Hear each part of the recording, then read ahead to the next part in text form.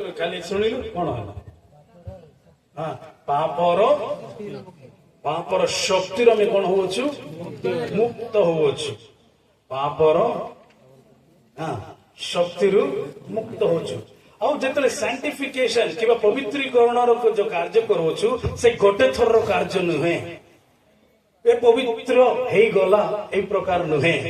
ସାଇଣ୍ଟିଫିକେସନ କିମ୍ବା ପବିତ୍ରୀକରଣର ହେଲେ ପବିତ୍ରୀକରଣରେ କଣ ଘଟୁଅଛି ନା ଏଟା ଗୋଟେ ଥରର କାର୍ଯ୍ୟ ନୁହେଁ, ମାତ୍ର ଜଷ୍ଟିଫିକେସନ ଗୋଟେ ଥରର କାର୍ଯ୍ୟ।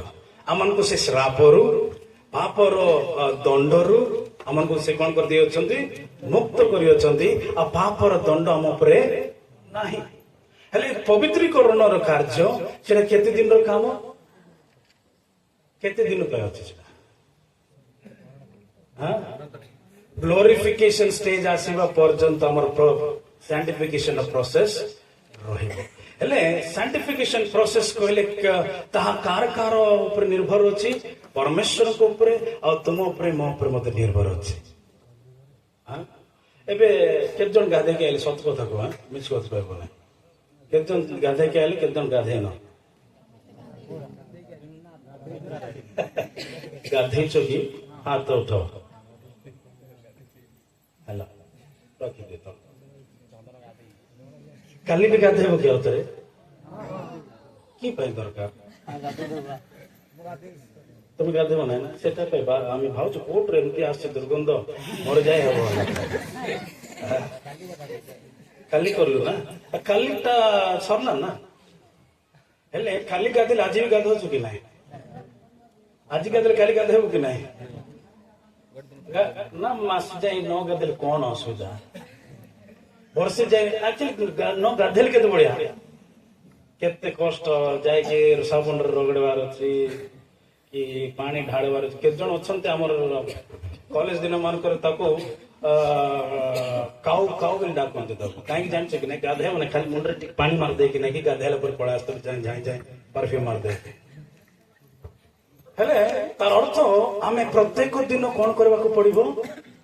ଗାଧେଇବ। କାହିଁକି କରିବାକୁ ପଡିବ? ଦେଖ, କେତେ ଜଣ କୋଉ ସାବୁନ ଲଗାଉଛ ତମେ? ସନ୍ତୁର ଲଗାଉଛ? ସେଟା ସନ୍ତୁର ଲଗାଉଛ, ଠିକ ଅଛି। ଲାଇବଏ ଲଗାଉଛନ୍ତି। ଲାଇବଏ ଲଗେଇଲା ପରେ ଗାଧେଇଲା ପରେ ମତେ ଏମିତି କରୁ ତ, ଏବେ ବି ଦେଖ କଣ ବାହାରିବ? ମନେ ବାହାରୁଛି କି ନା? ମାନେ ତାର ଅର୍ଥ ଏଇ ପୃଥିବୀରେ ଥିବା ପର୍ଯ୍ୟନ୍ତ ମଇଳା ବାହାରିବ। ହେଲେ ଯେ ପର୍ଯ୍ୟନ୍ତ ମଇଳା ଅଛି, ତାର ଅର୍ଥ କଣ? ଆମେ କଣ କରିବାକୁ ପଡିବ? ସଫା କରିବା ନିହାତି ଦରକାର। ହେଲେ ଆମ ଆତ୍ମିକ ଜୀବନକୁ ମଧ୍ୟ ଯେତେବେଳେ ଆମେ ଅନୁସନ୍ଧାନ କରିବା, ପରୀକ୍ଷା କରିବା, ଯେତେବେଳେ ଦେଖିବା ଆମେ ଏଇ ପତନ ହେଇଥିବା ପୃଥିବୀରେ ଆମେ ବାସ କରୁଅଛୁ।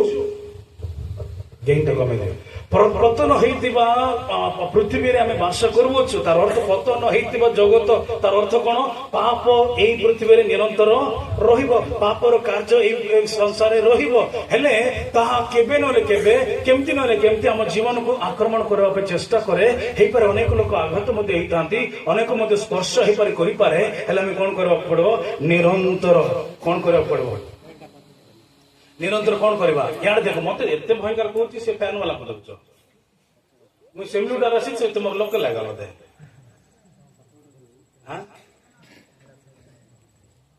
ହେଲେ ଆମେ କଣ କରିବାକୁ ପଡିବ? ଯଦି ପ୍ରତ୍ୟେକ ଦିନ ମଇଳା ହଉଛି, ପ୍ରତ୍ୟେକ ଦିନ ଅପରିଷ୍କାର ହଉଛି, ଆମେ କଣ କରିବାକୁ ପଡିବ? ନିରନ୍ତର ଗାଧେଇବାକୁ ପଡିବ। ଆତ୍ମିକ ଜୀବନ କଣ କରିବାକୁ ପଡିବ? ଆମେ ନିରନ୍ତର ମଧ୍ୟ ପବିତ୍ରୀକରଣର ପ୍ରୋସେସରେ ଆମେ ରହିବା ନିହାତି ଦରକାର। ହାଲେଲୁୟା।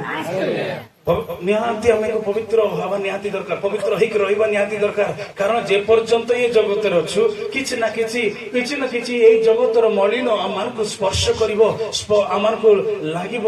ହେଲେ ଆମେ କଣ କରିବାକୁ ପଡିବ? ଆମେ ପରିଷ୍କାର କରି କାହାରି ପରି ହେବା ପାଇଁ ଚେଷ୍ଟା କରୁଅଛୁ। ଏଇ ପବିତ୍ରୀକରଣ କରିବାର ପ୍ରୋସେସରେ ଆମେ କାହାରି ପରି ଆମେ ଦେଖାଯିବା ପାଇଁ ଯାଉଅଛୁ। କାହାପରି? କାହାପରି? କାହାପରି? ଆମେ ପ୍ରଭୁ ଯୀଶୁ ଖ୍ରୀଷ୍ଟଙ୍କ ପରି।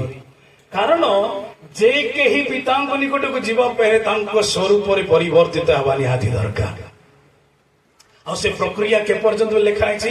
ଯେ ପର୍ଯ୍ୟନ୍ତ ଗ୍ଲୋରିଫିକେସନ किबा महिमानित से स्तर जे पर्यंत पाइबु नाही से पर्यंत आमे कोन करबा पड़िबो आमे निजको पवित्रीकरण करबा पड़िबो निजको सफा सुतरा करबा पड़िबो आ निजको उत्तम भाबरे प्रस्तुत करिकि तांकर आगमन जेतल हेबो आमे तांको सम्मुख रे ग्रहण योग्य देखा जाय पारिबा हालेलुया केते जण छेड़ी नहीं मेंढा मेंढा को देखो शीप इज मेंढा रे मेंढा को देखि जो आ घुसरी को देखो कोटा भल लागला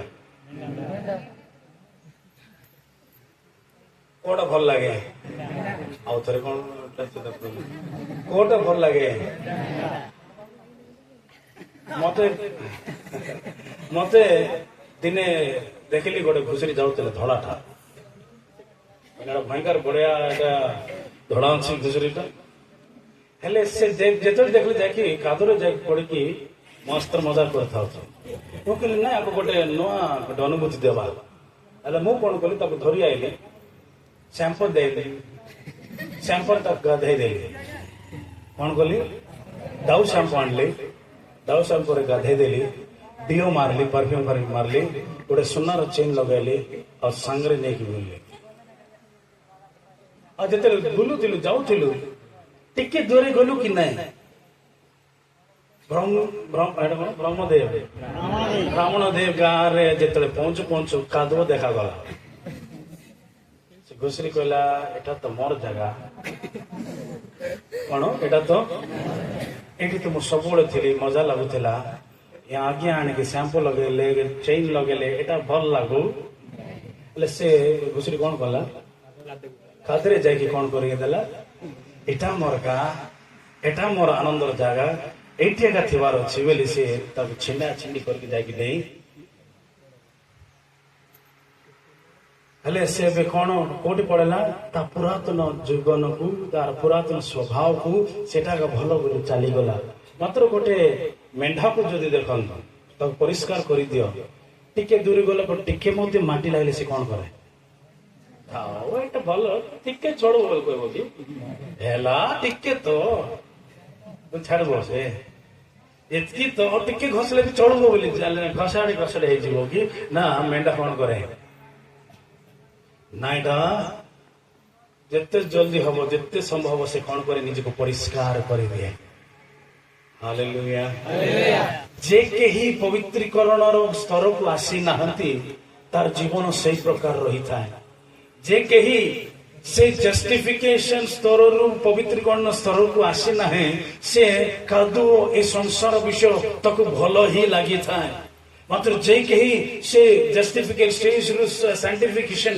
के पवित्रीकरण स्टेज रे आसिले से कोन करे निरंतर काले किछ लागि जाय काले किछ अपरिष्कार मते स्पर्श होई जाय जदी बा किछ लागि जाय हे परमेश्वर तुम मते क्षमा करो काहे कि ना मोर ना वर्तमान मोर परिचय वर्तमान ए संसार सहित नुहे मोर परिचय से पवित्र जीवित परमेश्वर को सहित जड़ित होई छ करताली प्रभु को धन्यवाद गतकाली केते जन कहिसंती मु से अपवित्र जीवन आड़ को गति कर दउची से अपवित्र विषय मते छाड़ू नहीं कारण एथि पाए जे आमे जानि जे सेटा अपवित्र जदि तुमे प्रश्न पचारलो अपवित्र विषय मते स्पर्श करछि तार अर्थ तुमे बुझुछ जानुछ सेटा अपवित्र तार अर्थ हमें कोन करबा पड़िबो परिष्कार करबा पड़िबो ए पर अनेक मु केते चेष्टा करले भी आज्ञा हो नै एमति कहिछ कि ना केते मु करब इच्छा करू नै मात्र करि दिए मु एमती जीवा इच्छा करू ना सेमती करी दिए से रास्ता रे गले मद दुकान अच्छे देखले मु सेठी रोई जाए पी दे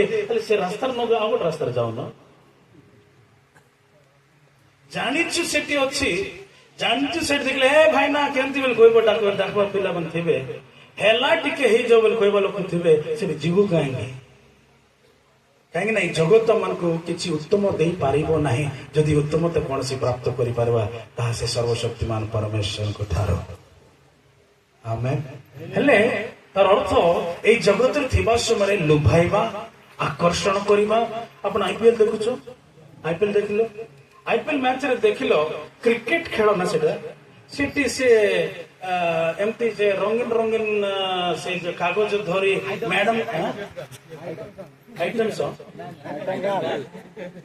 चेयर गेल कहबे क्रिकेट खेल से चेयर गेल रखी दरकार मनोरंजन क्रिकेट मनोरंजन एटा मनोरंजन आमे देखि आछे क्रिकेट सेतरे माने तार अर्थ 6 बाडेले तांको देखबे नै 6 बाडेले बॉल को देखबे नै डेइबा जियो मान को देखबे तार अर्थ संसार मान को जेमते आकर्षण करू अछि सेही विषय प्रति जोटा मु आकर्षित न हबा पाए आजिकल फेसबुक रे आगरे टीवी नथिला फेसबुक रे मध्ये रील चली आछे आज न चाहिए मते रील चली आसे अचानक केबे केबे जदि एमती करूथबो साइड रे जदि पास्टा के थिबे देखबा को भयंकर तो पड़ा आछे मु काढी ने मु इच्छा करी ने हेले म पड़ा आछे पास्टा के अच्छा बेल टिके खसाई देबो जल्दी नथिल कोन करू केंती टाटा रोइला हेले समस्या कोठी ना हम सेठी रही जिबाटा ताको ऑन करके टिके देखबा कोन होय और से गोटे देखवाटा छाड़ले ता पचरा गोटे लाइन लागि थबो रेलटा एटार फुल वीडियो देखबा पहले चिप बोले हां क्लिक ऑन हां मु ओडे रे कहली तू इंग्लिश रे कह से तैयार कर एबे कोन लिंक रे तमे जो क्लिक करबो तमे और भलटा देखबो वाला को देख ठीक देखे ने कोन अछि आ तो यूथ कैंप पड़ले सब ठीक हे जो चर्च गले सब ठीक हे जो हेले आमे न चाहिले मध्य से विश्व प्रति जगत मान आकर्षित करुची जो द्वारा आमे पढ़िबार संभावना अधिक हो जाउछ जुगु थिला +2 डिग्री क्वाड गला परे से प्रेम कथा की एमती सब माने तारो विषय थिला आज रे संडे स्कूल पिला मान को भितरे स्पर्शर अनुभूति अलगा जियो बेले जानछंती पो बेले आमे पिला वाले जियो पो बेले सब मिसी खेलुतिलु डाल मांगरे जानछंती तो के जानतो डाल मांगरे जानछो खेलो मैं ओडिया कहले दाल मांगरे गल जाननो ना केन जाव दाल वाला जातु एते दाड़ बता मांगरे ना दाल मांगरे बेले गछ ऊपर गोटे काठ धरुथिबे 4-5 जण गेले गोटे लोक चोर हेतो से तळे बाडी थिबो ना एबे खाली मोबाइल रो गेम खाली जानछो हां हां से दिन मान खेल अलग हेले मोर कहबार अर्थ कौन ये जगत मान कौन कर विभिन्न प्रकार भाव छोट छोट पिला से कार्य कर जोड़ा करिबार ना तार अर्थ यही जगत रे थिबा पहले ए जगत रे हमर जीवन यात्रा आगे बढ़िबा पहले किछि हम मान जीवन रे आवश्यकता रही अछि नने साधारण भाव रे साधारण व्यक्ति हिसाब रे हमर निज बल रे निज ज्ञान रे निजर शक्ति रे ए प्रत्येक विषय को जय करि परिबा नाही से तुमे हो कि पास्टर हो गेडे बड़ वक्ता हो ताको जीवन रे ए संसार को जय करबा पहले ए संसार लुभौत विषय थारु आकर्षित न हे प्रत्येक जीवन यापन करबा पहले हम मान को जीवन किछि आवश्यकता रही अछि जदि ताहा जदि हम मान को जीवन न थाए ताला को केबे मध्य सामना करि परिबा नाही हेले आजी हम जो विषय प्रति आलोचना करछु ताहा यहाँ ए पवित्रीकरण रो जो प्रक्रिया मान को जीवन रे प्रभु देई अछंती ताहा परमेश्वर कहिना दी तोर बळ रे तोर शक्ति रे तू जेमति करबो कर मु जान नै मु ऊपर खाली देखुथिबी नाही परमेश्वर कौन कहते मु जाने तू दुर्बल मु जाने तो द्वारा संभव नुहे एति प्रभु जीशु ख्रीष्ट ए पृथ्वी को छाड़ी जीवा पूर्व गोटे गुरुत्वपूर्ण कार्य कले मु तुमको गोटे साहाय्यकारी मु तुमको गोटे शक्ति देवा जाऊँगी जो शक्ति तुमको साहाय्य करिवो एही प्रकार भयंकर जगत को जय करने ए भयंकर जगत रे पवित्र जीवन यापन करने साहाय्य करने व्यक्ति तुमको तुम जीवन रे देबे हालेलुया हेले तार अर्थ आज आमे ध्यान करबा पे जाउछु गोटे गुरुत्वपूर्ण मुख्य विषय ता होछि पवित्र आत्मा रे अभिषेक प्राप्त हेबा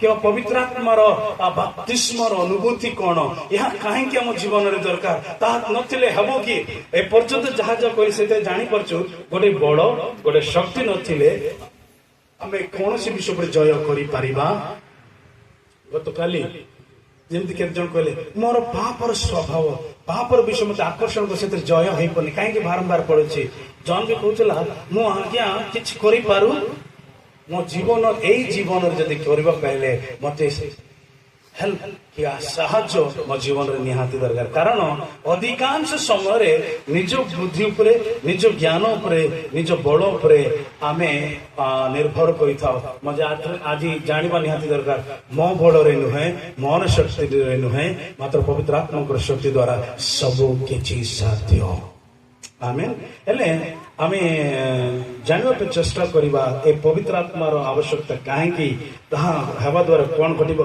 प्रत नियम मध्य गोटे अध्याय को आम देखा आम गुरुत्वपूर्ण विषय को जीवा प्रथम सामुएल तार 16 अध्याय 12-13 पद एटी से दाऊद को विषय में विशेष वर्णना करा जाई अछि प्रथम सामुएल तार 16 अध्याय 12-13 पद के पढ़िबे से लोक पटाई ताहाको अनाइला हां से ईषद रक्तबर्ण और सुनयन और देखिबाकू सुंदर हां सेतेबेले सदा प्रभु कहले उठ सेतेबेले सदा प्रभु सामुएल को कहले उठ हां याको अभिषेक कर यहाँ को तुम्हें अभिषेक करो ए सही लोक ताऊ सामुएल तैल सुमने तांको भातृगण मध्ये तांको अभिषेक कले हां ताइरे सही दिनाधिपति सदा प्रभुଙ୍କର आत्मा दाऊदଙ୍କୁ आक्रांत कले हां से दाऊद टिके पढो सेही दिन ठारू हां परमेश्वरଙ୍କ आत्मा दाऊदଙ୍କୁ आक्रांत कले माने किबा परमेश्वर आत्मा तांको उपरे किबा रहे एठी हम देखि परिबा हमें समस्त जानो छु दाऊदଙ୍କର अभिषेक निमंते जेतले हम ध्यान करबा करते आलोचना करबा जेतले साउल राजा को परमेश्वर तुच्छ करिले परमेश्वर कहले मो आ गोटे राजा को मो मनोनीत करू अछि आ जेतले दाऊदଙ୍କ घर को जेसी तांको बापा घर को जेतले आसिले से तांकर भाई माने समस्त जे थिले से माने ही पारे बेली सामुएल को भाबुथिले मात्र परमेश्वर कहले माने समस्त नहे आ दाऊद कोडी थिला ना छेली मेंढा घर गोरु गुड़ा को से कोन करो चरुथिला सामुएल कहला एमान नाही ताको नेगी तेमे आसो जेतले दाऊद घर भीतर को आसो छी परमेश्वर कहउचंती छिडा हे जो यही से मनोनीत व्यक्ति आपरे तुमे कोन करो तोइले दे तुमे अभिषेक आ सबटु गुरुत्वपूर्ण विषय कोन घटोची से दिन ठारू कोन लिखाई थी From that day on, English लिखा है, from that day on, the Spirit of the Lord came upon David on power.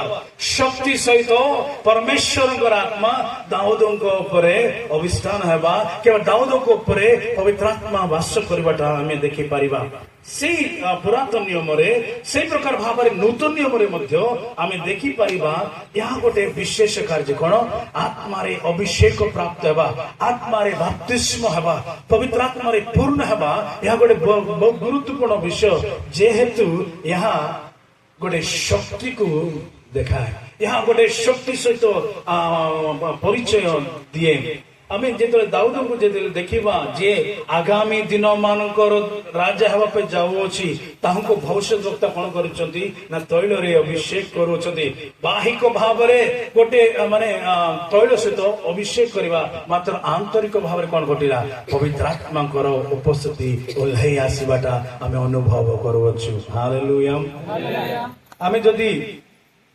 देखिबा काहे कि परमेश्वर अभिषेक करती कहीं परमेश्वर आत्मा मन को शक्तियुक्त करती देखा द्वितीय कोरिन्थियो तार 1 अध्याय 21-22 पद बर्तर देखा द्वितीय कोरिन्थियो 1 अध्याय 21-22 अध्याय पुणी जे आम्भ मानकु तुमहनक सहित ख्रीष्टक ठारे स्थिर करती पुणी आम्भ मानकु अभिषेक करियछंती से ईश्वर से मध्य आम्भ मानकु मुद्रांकित करियछंती ओ आम्भ मानक हृदय रे पवित्र आत्मा को बयना स्वरूपे दान करियछंती आमेन एटी हमें देखि परिबा एट लिखा जाय अछि now it is God who makes both us and you stand firm in God यह परमेश्वर जे मन को तांको सम्मुख रे छिड़ा हबा पे अनुग्रह करंती ही अनॉइंटेड अस से मन को कोन करि अछंती के मन को अभिषेक करवार अछि के अभिषेक करवार अछि ना परमेश्वर मन को अभिषेक करबा निहाती दरकार कौन से मनुष्य द्वारा प्राप्त करबा शक्ति नुहे पर कौन से मनुष्य देबा शक्ति नुहे या परमेश्वर द्वारा प्राप्त करुवा गोटे विशेष अनुग्रह विशेष आशीर्वाद प्रथम हम मन को जीवन रे यहाँ निर्धारित हबा निहाती दरकार पवित्र आत्मा कौन सी मनुष्य द्वारा नुहे पवित्र आत्मा परमेश्वर द्वारा अभिषेक प्राप्त होतिबा गोटे उत्तम कार्य गॉड एनॉइंट्स हिज पीपल कौन परमेश्वर तांको लोक को कौन करंती अभिषेक करंती यह प्रथम विषय हम मान जीवन स्मरण रहबा नियाते कौन ना परमेश्वर कौन करंती तांकरी लोक मानकू अभिषेक करते आम जदि आग को देखा आम यहाँ जापर दाऊद राजा को आम जदि देखा कि प्रेरित पाउल को जदि देखा अनेक ही प्रकार रही से माने पवित्रात्मा अभिषेक से पूर्ण हो सम्मुख मु साहसिक भाव आनंद सहित मुझे पारि student for Jesus youth camp जो ब्लेसिंग यूथ मिशन आयोजन करूला आम कोरापुट अंचल से student for Jesus youth camp रे प्रथम थर पाए मु पवित्र आत्मा अभिषेक करे पूर्ण हो जाती बहुत वर्ष तले वर्ष माने को वर्ष मुझे कहबी ना ना मोर असुविधा हो केते बयस जान student for Jesus long time ago in Bethlehem बहुत वर्ष तले एमती student for Jesus youth camp रे एई प्रकार पवित्र आत्मा अभिषेक विषय में प्रचार कला परे आम निमंत्रण जिते प्रार्थना कले सदा प्रभु तांकर ऊर्ध्वरु से आम मान अनेक युवकों परभाष पूर्ण करले मोर आगुर गोटे थिला मु परभाष साले मु किछि कहबाने एमती नीरव बेसी पाठन करबी ना किछि करबी ना नीरव रे थिबी बेली केबे मध्य तापे आकर्षित होनतली केबे टिके जागृत होतली मात्र सेही दिन जदि खुला भाव प्रभु को सम्मुख समर्पण कली पवित्र आत्मा आसला अद्भुत अनुभूति को मुझे अनुभव कली और से दिन ठारू आज पर्यंत परमेश्वर को पवित्र आत्मा मत कढ़ई आनिला चढ़ई आनिला और से कारण हेतु आज आपन सम्मुख साहसिक भाव में निमंते साक्षी हो पार्टी करताली प्रभु को धन्यवाद अभिषेक आम प्रभु को धन्यवाद देवा आमेन। प्रेरित 1 अध्याय तार 5 और 8 पद आम देखा प्रेरित 1 अध्याय प्रथम 5 पद पढ़िबे कारण जौन जल बाप्तिस्म देले सत किंतु तुम्हें माने अल्प दिन मध्य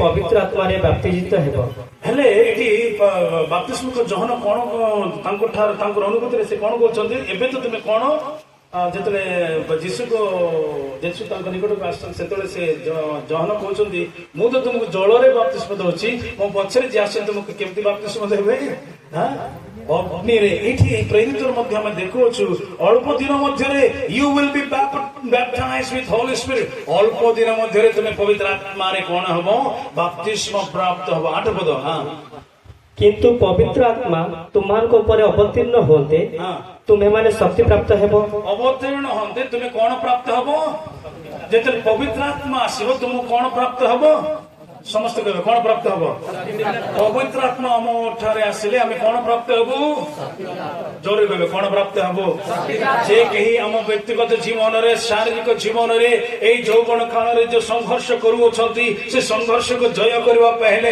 पवित्र आत्मा हम ठारू अवतीर्ण हबा नियाति दरकार कारण जेतले से पवित्र आत्मा आसीबे हमें कौन प्राप्त करबो समस्त जोरे कहबे कौन प्राप्त करिबो शक्ति को प्राप्त करिबा आगु बढ़िबा हां आउ जेरूशलेम समस्त जिहुदा प्रदेश और समीरण पुणी पृथ्वीर प्रांत पर्यंत सुधा मोहर साक्षी हेबो आमेन जेतले से शक्ति को प्राप्त हेबु आमे कोन होबो लेखा अछि कोन हेबो आमे कोन हेबु साक्षी हेबु आमे साक्षी हेबो अर्थ कोन प्रमाण नै साक्षी हेबु माने आमे साक्ष्य देबु प्रमाण नै आमे साक्षी हेबु कि साक्षी देबु जे मु किए आउ नुहे मुझसे अपवित्र किबा से पाप रे लिप्त हित व्यक्ति नुहे वर्तमान मु जने पवित्र परमेश्वर संतान गोटे साक्षी हेबे साक्षी हेबी तार अर्थ कोन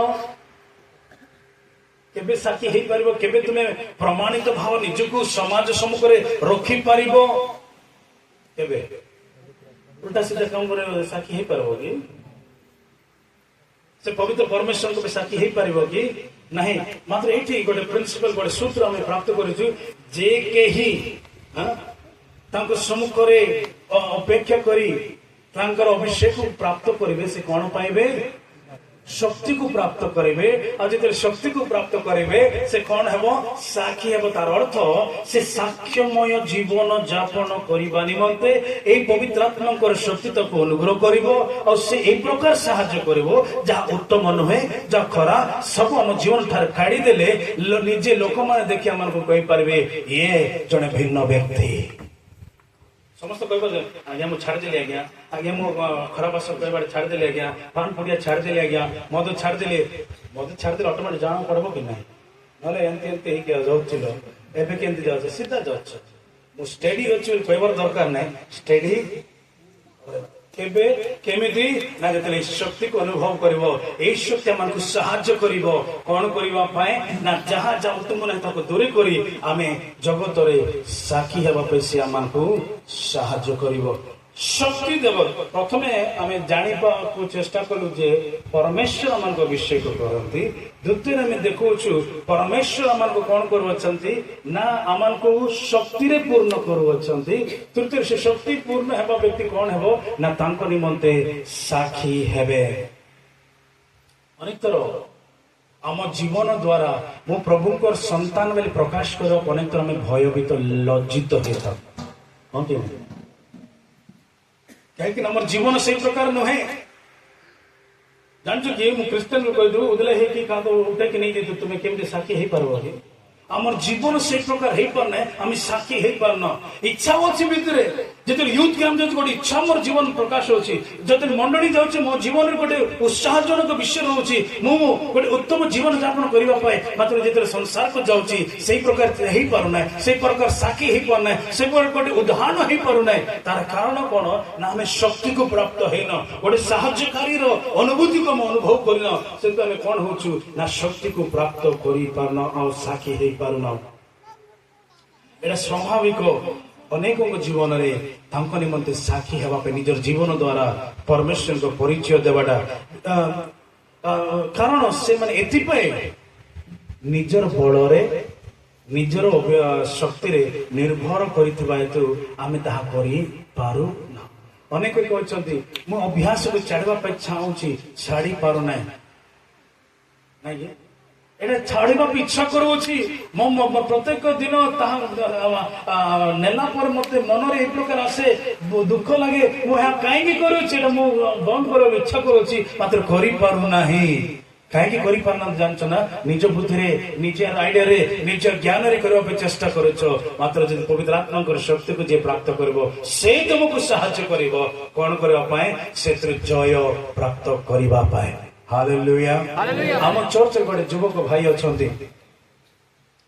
जौवन काल एचएल परी गवर्नमेंट चाकरी पाइले मस्त पैसा मिलब नहीं मात्र मास पूर्व ही 15 दिन 20 दिन होती कि ना पैसा समाप्त कहीं मद्यपान से लिप्त हो जाता ख्रीष्ट परिवार संतान ही मात्र तार जीवन रे प्रभुଙ୍କର अनुभूति नथिला प्रभुଙ୍କର सहित घनिष्ठ संपर्क नथिला से जस्टिफाइड है कि साइंटिफिकेशन स्तर को आसी नथिला से केबे मध्ये चाहू नथिला हेले मोस मंडली जो युवक थिला से निरंतर जाके से भाई कहतले भाई गोटे थर मंडली को आसे गोटे थर वाक्य सुनवा पे आसे गोटे थर आसे सबले ताको गाली करूतला एमन पीबा टाइम रे जाय कहबा बाबू छाड़ी दे रे तू गोटे थर चर्च आले राग लागो कि नहीं मत पिला गोटे आए डिस्टर्ब करला केमते लागो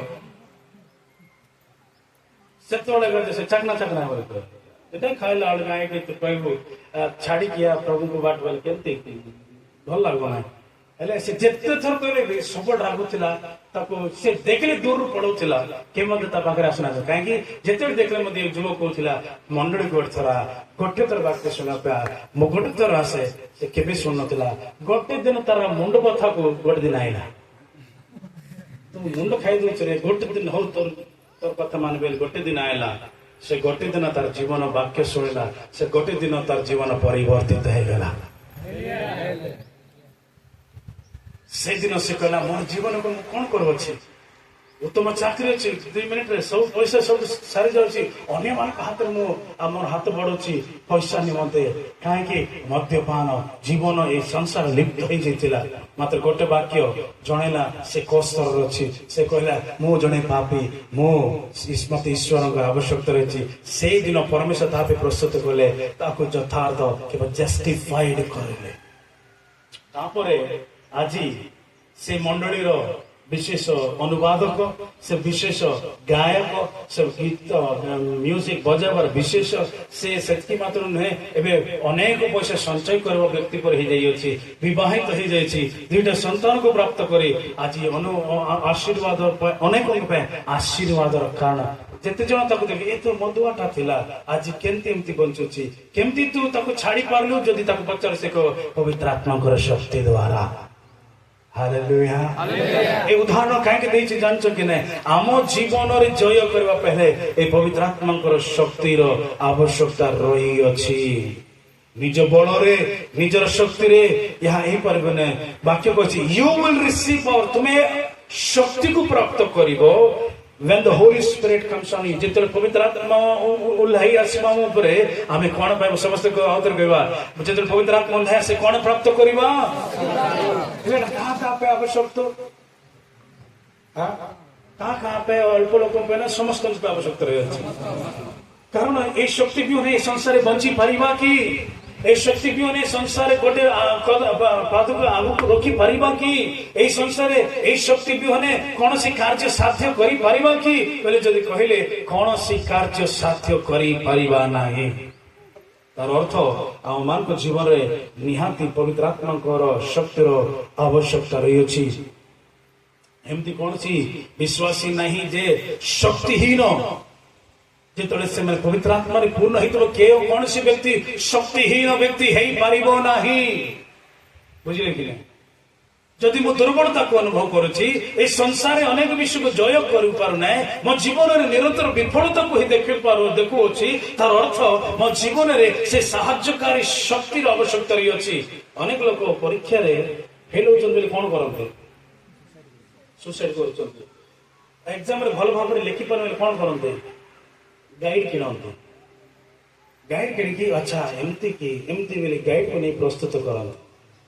ହେଲେ ଆମମାନଙ୍କ ଜୀବନ ଯାତ୍ରାରେ ଆଗେ ବଢିବା ପାଇଁ ଆମମାନଙ୍କର ଗାଇଡ ନିହାତି ଦରକାର। ତାଙ୍କର ବିହୁନେ ମୁଁ କିଛି କରିପାରିବିନି। ଆପଣଙ୍କୁ ସମ୍ମୁଖରେ ଖୋଲା ଭାବରେ କହିପାରିବି, ଯଦି ଆପଣଙ୍କୁ ସମ୍ମୁଖରେ ଏ ପ୍ରକାର ସାହସିକ ଭାବରେ ଯଦି କହିପାରୁଛି, ତା ମୋର ବଳ ମୋର ଜ୍ଞାନ ନୁହେଁ, ପବିତ୍ର ଆତ୍ମାଙ୍କର ଶକ୍ତି ହେତୁ ସାହସିକ ଭାବରେ ତୁମ ସମ୍ମୁଖରେ କହିପାରୁଅଛି। ହାଲେଲୁୟା। ଦିନେ ମୁଁ ଜାଣେ ଗୋଟେ ସଣ୍ଡେ ସ୍କୁଲ ପିଲା এই ପ୍ରକାର ଥିଲା ତାଙ୍କର, ମୁଁ ଜାଣିନି ଏଇଠାରେ ଆମର ସେଇଠି ଚର୍ଚ୍ଚରେ ଯେତେବେଳେ ପ୍ରେୟର ହଉଥିଲା, ଗୋଟେ ସମୟ ଥିଲା ଯୋଉଠି ମୁଖସ୍ଥ ବାକ୍ୟ କହିବେ। ହେଲେ ମୁଖସ୍ଥ ବାକ୍ୟ କହିଲା ପରେ ସେଠି ଗୋଟେ ଡବା ଥିବ, ସେ ଡବାରେ ଚକୋଲେଟ ଥିବ। ମୁଖସ୍ଥ ବାକ୍ୟ କହିଲେ ଚକୋଲେଟ ନେଇକି ଯିବେ।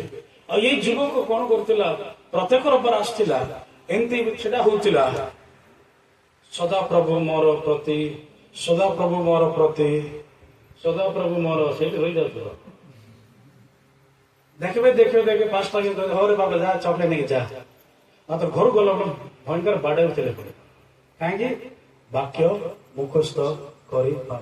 ହେଲେ ତାର ଜୀବନ କିଛି ଭଲ ହେଇପାରିବ କି? ତା ଜୀବନରେ କିଛି ମାନେ ସେ ସେଇ ପ୍ରକାର ଯୋଉ ଛୋଟ ପଦବୀ କହିପାରୁନାହିଁ, ସେ ତାର ଜୀବନରେ କିଛି କହିପାରିବ କି? କିଛି କରିପାରିବ କି? ସେ ଆଉ କୌଣସି ବ୍ୟକ୍ତି ନାହିଁ, ତୁମ ସମ୍ମୁଖରେ ଛିଡା ହେଇଥିବ। ଏଇ ବ୍ୟକ୍ତି ଏକା ଅବସ୍ଥା ସେମିତି ଥିଲା। କେବେ ମଧ୍ୟ ଗୋଟେ ପଦ ଭଲରେ କହି ପାରୁନଥିଲି। ଘଣ୍ଟାଟି ଆଜି ଛିଡା ହେଇକି ଅନେକଙ୍କ ମାନଙ୍କ ମଧ୍ୟରେ, ଶହ ହଜାର ଲୋକମାନଙ୍କ ସମ୍ମୁଖରେ ମଧ୍ୟ ସାହସିକ ଭାବରେ, ଦୃଢ ଭାବରେ, କୌଣସି ଭୟ ବିହୁନେ ମୁଁ ମୋ ବାକ୍ୟ କହିପାରୁଛି। କାରଣ କଣ? ନା ସେ ଶକ୍ତିକୁ ପ୍ରାପ୍ତ କରିଅଛି। କରତାଳି ଦେଇ ପ୍ରଭୁଙ୍କୁ ଧନ୍ୟବାଦ। କେମିତି ସମ୍ଭବ ହେଲା? କି ପ୍ରକାର ସମ୍ଭବ ହେଲା?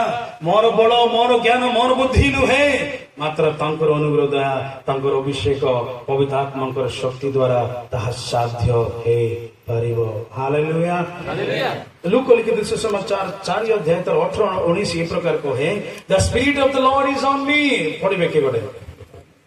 ପ୍ରଭୁଙ୍କର ଆତ୍ମା ପ୍ରଭୁଙ୍କର ଆତ୍ମା ମୋଠାରେ ଅଧିଷ୍ଠିତ ମୋଠାରେ ଅଧିଷ୍ଠିତ ତେଣୁ ଦିନହୀନ ମାନଙ୍କ ନିକଟରେ ଦିନହୀନ ମାନଙ୍କ ନିକଟରେ ସୁସମାଚାର ପ୍ରଚାର କରିବା ସୁସମାଚାର ପ୍ରଚାର କରିବା ନିମନ୍ତେ ନିମନ୍ତେ ସେ ମଧ୍ୟ ଅଭିଷିକ୍ତ କରିଅଛନ୍ତି। ହଁ ବନ୍ଦୀମାନଙ୍କ ନିକଟରେ ହଁ ମୁକ୍ତି ଓ ଅନ୍ଧମାନଙ୍କ ନିକଟରେ ହଁ ଦୃଷ୍ଟି ଲୋଭର ବିଷୟ ହଁ ଘୋଷଣା କରିବାକୁ ହଁ ପୁଣି ଉପଦ୍ରବ ପ୍ରାପ୍ତ ଲୋକମାନଙ୍କୁ ହଁ ମୁକ୍ତ କରିବାକୁ ହଁ ଆଉ ପ୍ରଭୁଙ୍କ ଅନୁଗ୍ରହ ବର୍ଷ ଘୋଷଣା କରିବାକୁ ହଁ ସେ ମତେ ପ୍ରେରଣ କରିଅଛନ୍ତି। ଆମେ ଏଠି ଆମେ ଯଦି ଏ ପଦକୁ ଦେଖିଲେ ଆମେ ଏଠି ପବିତ୍ରାତ୍ମକର ପାଞ୍ଚଟି ଉଦ୍ଦେଶ୍ୟ ଆମ ଉପରେ ଯଦି ଅବିଶ୍ରାମ ହଉଛି, ଆମ ଉପରେ ଯଦି ପବିତ୍ରାତ୍ମା ଓହ୍ଲାଇ ଆସୁଛି, ପବିତ୍ରାତ୍ମାଙ୍କୁ ଆମେ ଯଦି ଅନୁଭବ କରୁଅଛୁ, ତାର ଉଦ୍ଦେଶ୍ୟ ଗୁରୁତ୍ୱପୂର୍ଣ୍ଣ ପାଞ୍ଚଟି ଉଦ୍ଦେଶ୍ୟ ରହିଛି। କଣ?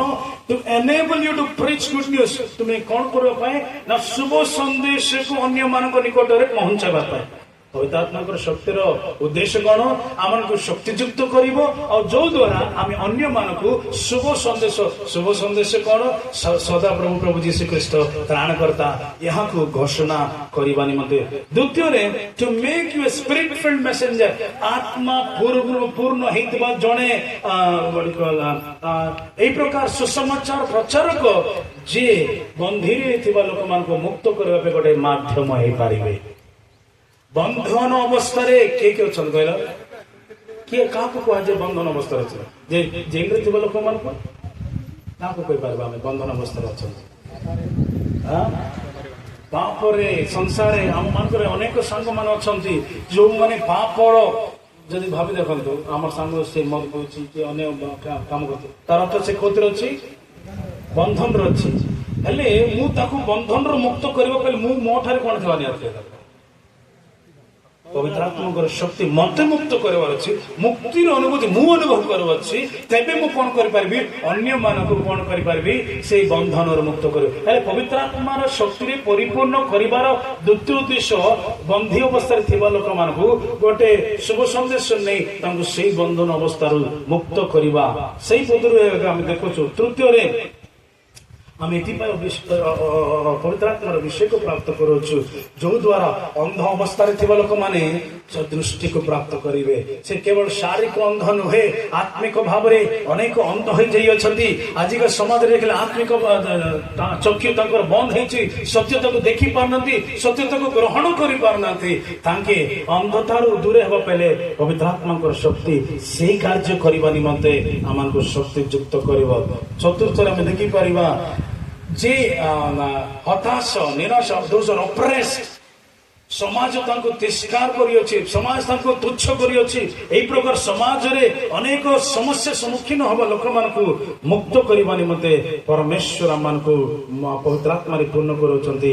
and you are anointed by God through Holy Spirit to proclaim the Lord's favor। ପରମେଶ୍ୱରଙ୍କର ଅନୁଗ୍ରହ ସମସ୍ତଙ୍କ ଉପରେ ଅଛି, ଏହା ଘୋଷଣା କରିବା ନିମନ୍ତେ ପରମେଶ୍ୱର ତାଙ୍କର ଅଭିଷେକରେ ପୂର୍ଣ୍ଣ କରିଅଛନ୍ତି। ହେଲେ ଏଇଥିରୁ ଆମେ ଦେଖିପାରିବା ଯେ ପବିତ୍ର ଆତ୍ମା ଆମ ଜୀବନରେ କଣ କାର୍ଯ୍ୟ କରିବା ପାଇଁ, କୋଉ ଉଦ୍ଦେଶ୍ୟ ସହିତ ପରମେଶ୍ୱର ଆମ ମାନଙ୍କ ଜୀବନରେ ପବିତ୍ର ଆତ୍ମା ପଠାଉଛନ୍ତି। ଆଉ ଗୋଟେ ଗୁରୁତ୍ୱପୂର୍ଣ୍ଣ ବିଷୟ ଆମେ ଆଲୋଚନା କରିବା ନିହାତି ଦରକାର। ହେଲେ ପବିତ୍ର ଆତ୍ମାଙ୍କର ବାପ୍ତିସ୍ମ କେବେ ଦରକାର, କାହିଁକି ଦରକାର? ଯଦି ଦେଖିବା ସେ ଅଭିଷେକ ବର୍ତ୍ତମାନ ଏଇ ସମୟରେ ହିଁ ଆମମାନଙ୍କୁ ଆବଶ୍ୟକତା ରହିଅଛି। ଆମେ ତା ପାଇଁ ମାନେ ଆଶାରେ ପୂର୍ଣ୍ଣ ହେବା ନିହାତି ଦରକାର। ଯେ ପର୍ଯ୍ୟନ୍ତ ମୋ ଠାରେ ସେ ଇଚ୍ଛା ଥିବ ନାହିଁ ଆମେ କିଛି ପ୍ରାପ୍ତ କରିବୁ ନାହିଁ। ଯଦି ବାଳକ ତୁମେ ପବିତ୍ର ଆତ୍ମାରେ ପୂର୍ଣ୍ଣ ହେବାର ଅଛି, ପବିତ୍ର ଆତ୍ମା ପୂର୍ଣ୍ଣ ହେବାର ଅଛି, ଅନେକ କହିଛନ୍ତି ଯେତେ ଥର ବି ଅପେକ୍ଷା କଲେ ପ୍ରାପ୍ତ କରିପାରୁନାହିଁ। କାହିଁକି ନା କହୁଛ ସିନା ହୃଦୟରେ ତୁମେ ପ୍ରସ୍ତୁତ ହେଇନ।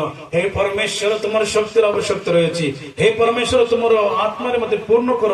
ଏଇ ପ୍ରକାର ଅନୁଭୂତିରେ ଅନେକ ଥର ଆମେ ରହିନଥାଉ। ମାତ୍ର ଆଜି ଆମେ ଜାଣିବା ନିହାତି ଦରକାର, ଆମେ ତାଙ୍କ ନିକଟବର୍ତ୍ତୀ ଆସିବା ଆଉ ପବିତ୍ର ଆତ୍ମାର ବାପ୍ତିସ୍ମରେ ପୂର୍ଣ୍ଣ ହେବା। ଏହା ପରମେଶ୍ୱରଙ୍କ ଠାରୁ ଗୋଟେ ଉପହାର। କଣ? ପବିତ୍ର ଆତ୍ମାଙ୍କର ଅଭିଷେକ, ପବିତ୍ର ଆତ୍ମାରେ ବାପ୍ତିସ୍ମ ହେବା, ଏଇଟା କଣ?